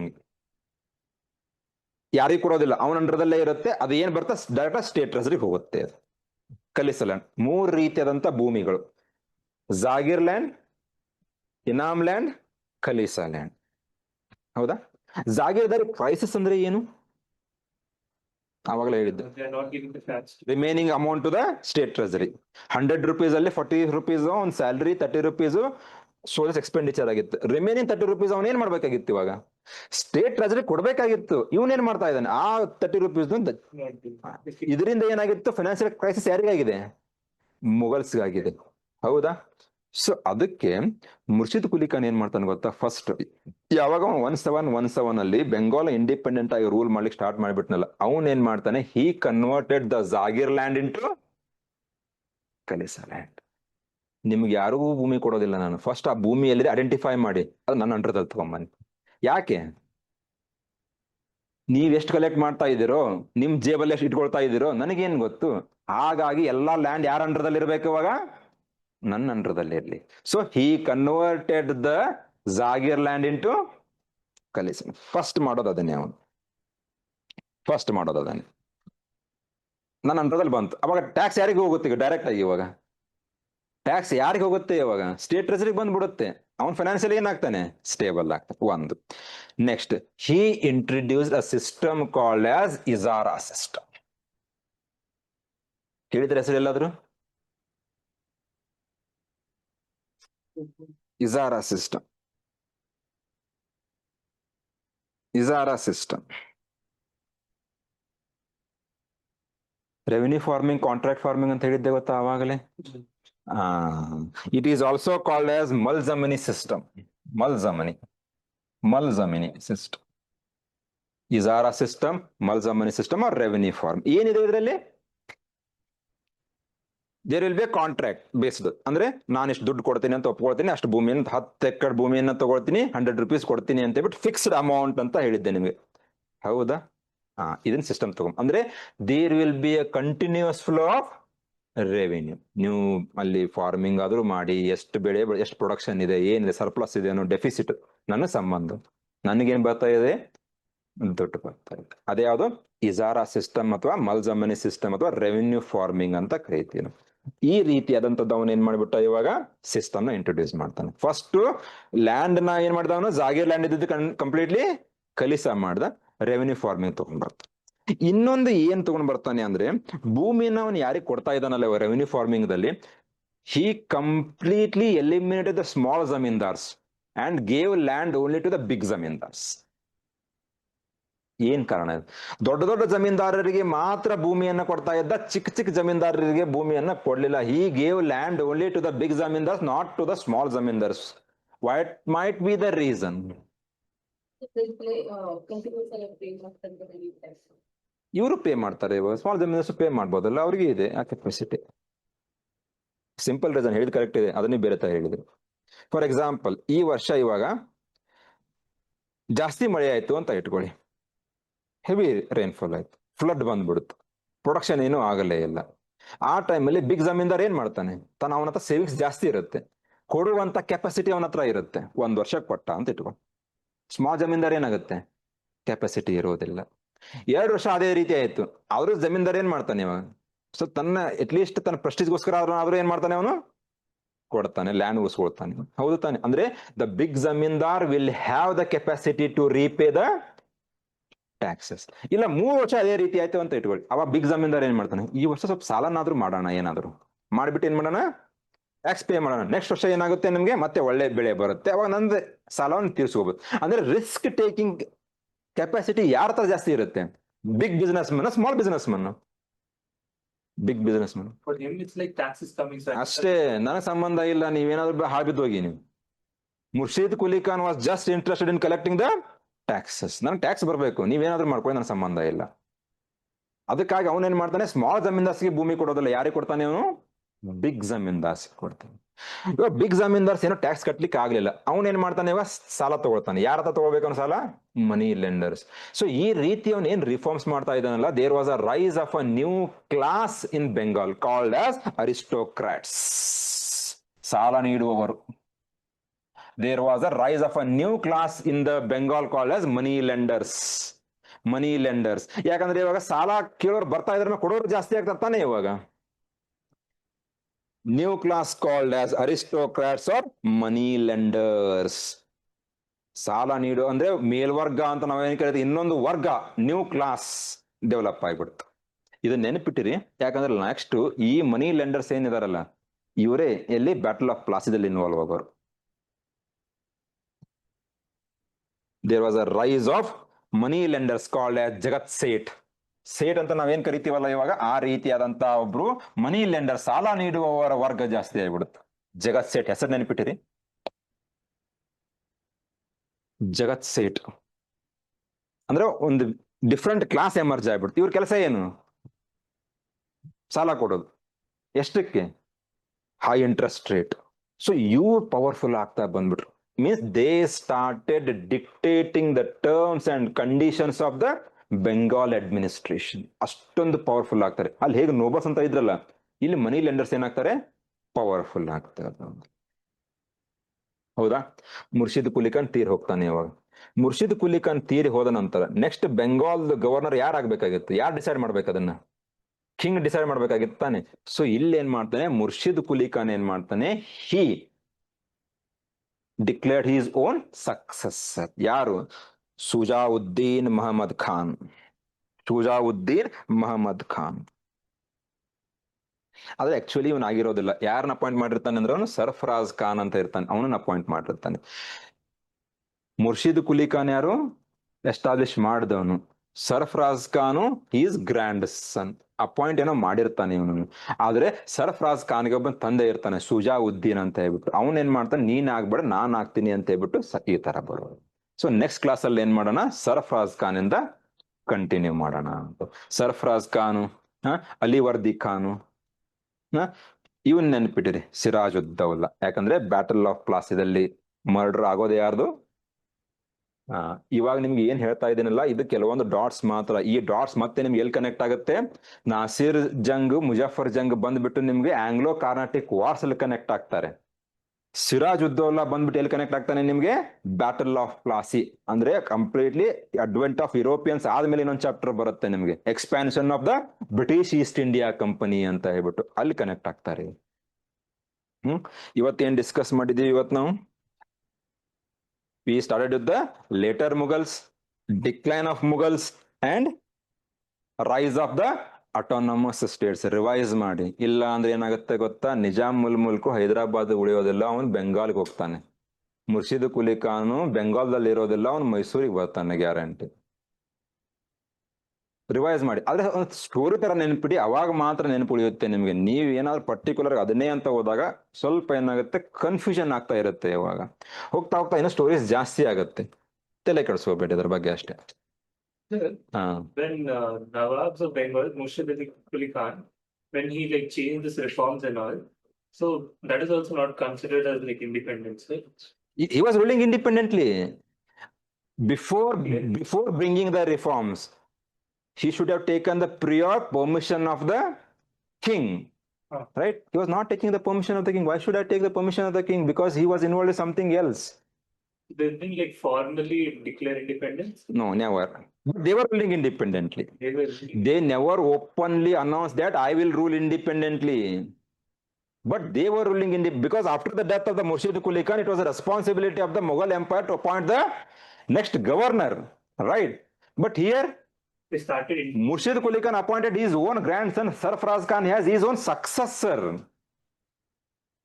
Successor ಅಂತ appoint ಮಾಡ್ತಾ ಇರ್ಬೇಕಾದ್ರೆ ಇದು ಏನಿದು? Independent ತಾನೇ ಇದು. ಆದ್ರೆ announce ಮಾಡಿಲ್ಲ ಅವ್ರು, ಎಲ್ಲಿ ಓಪನ್ ಹೇಳಿಲ್ಲ ನಾವು ಇಂಡಿಪೆಂಡೆಂಟ್ ಆಗಿದೆ, ನೀವು ಮುಘಲ್ ಎಂಪೈರ್ಗೆ ಬೆಂಗಾಲ್ಗೆ ಏನು ಸಂಬಂಧ ಇಲ್ಲ ಅಂತ ಎಲ್ಲಿ ಅನೌನ್ಸ್ ಮಾಡಿಲ್ಲ ಅವರಷ್ಟೇ. ಈ ರೀತಿ ಇದೆ. So they were ruling independently, but they never declared independence. Hyderabad, Bengal, Awadh, all the 3 states.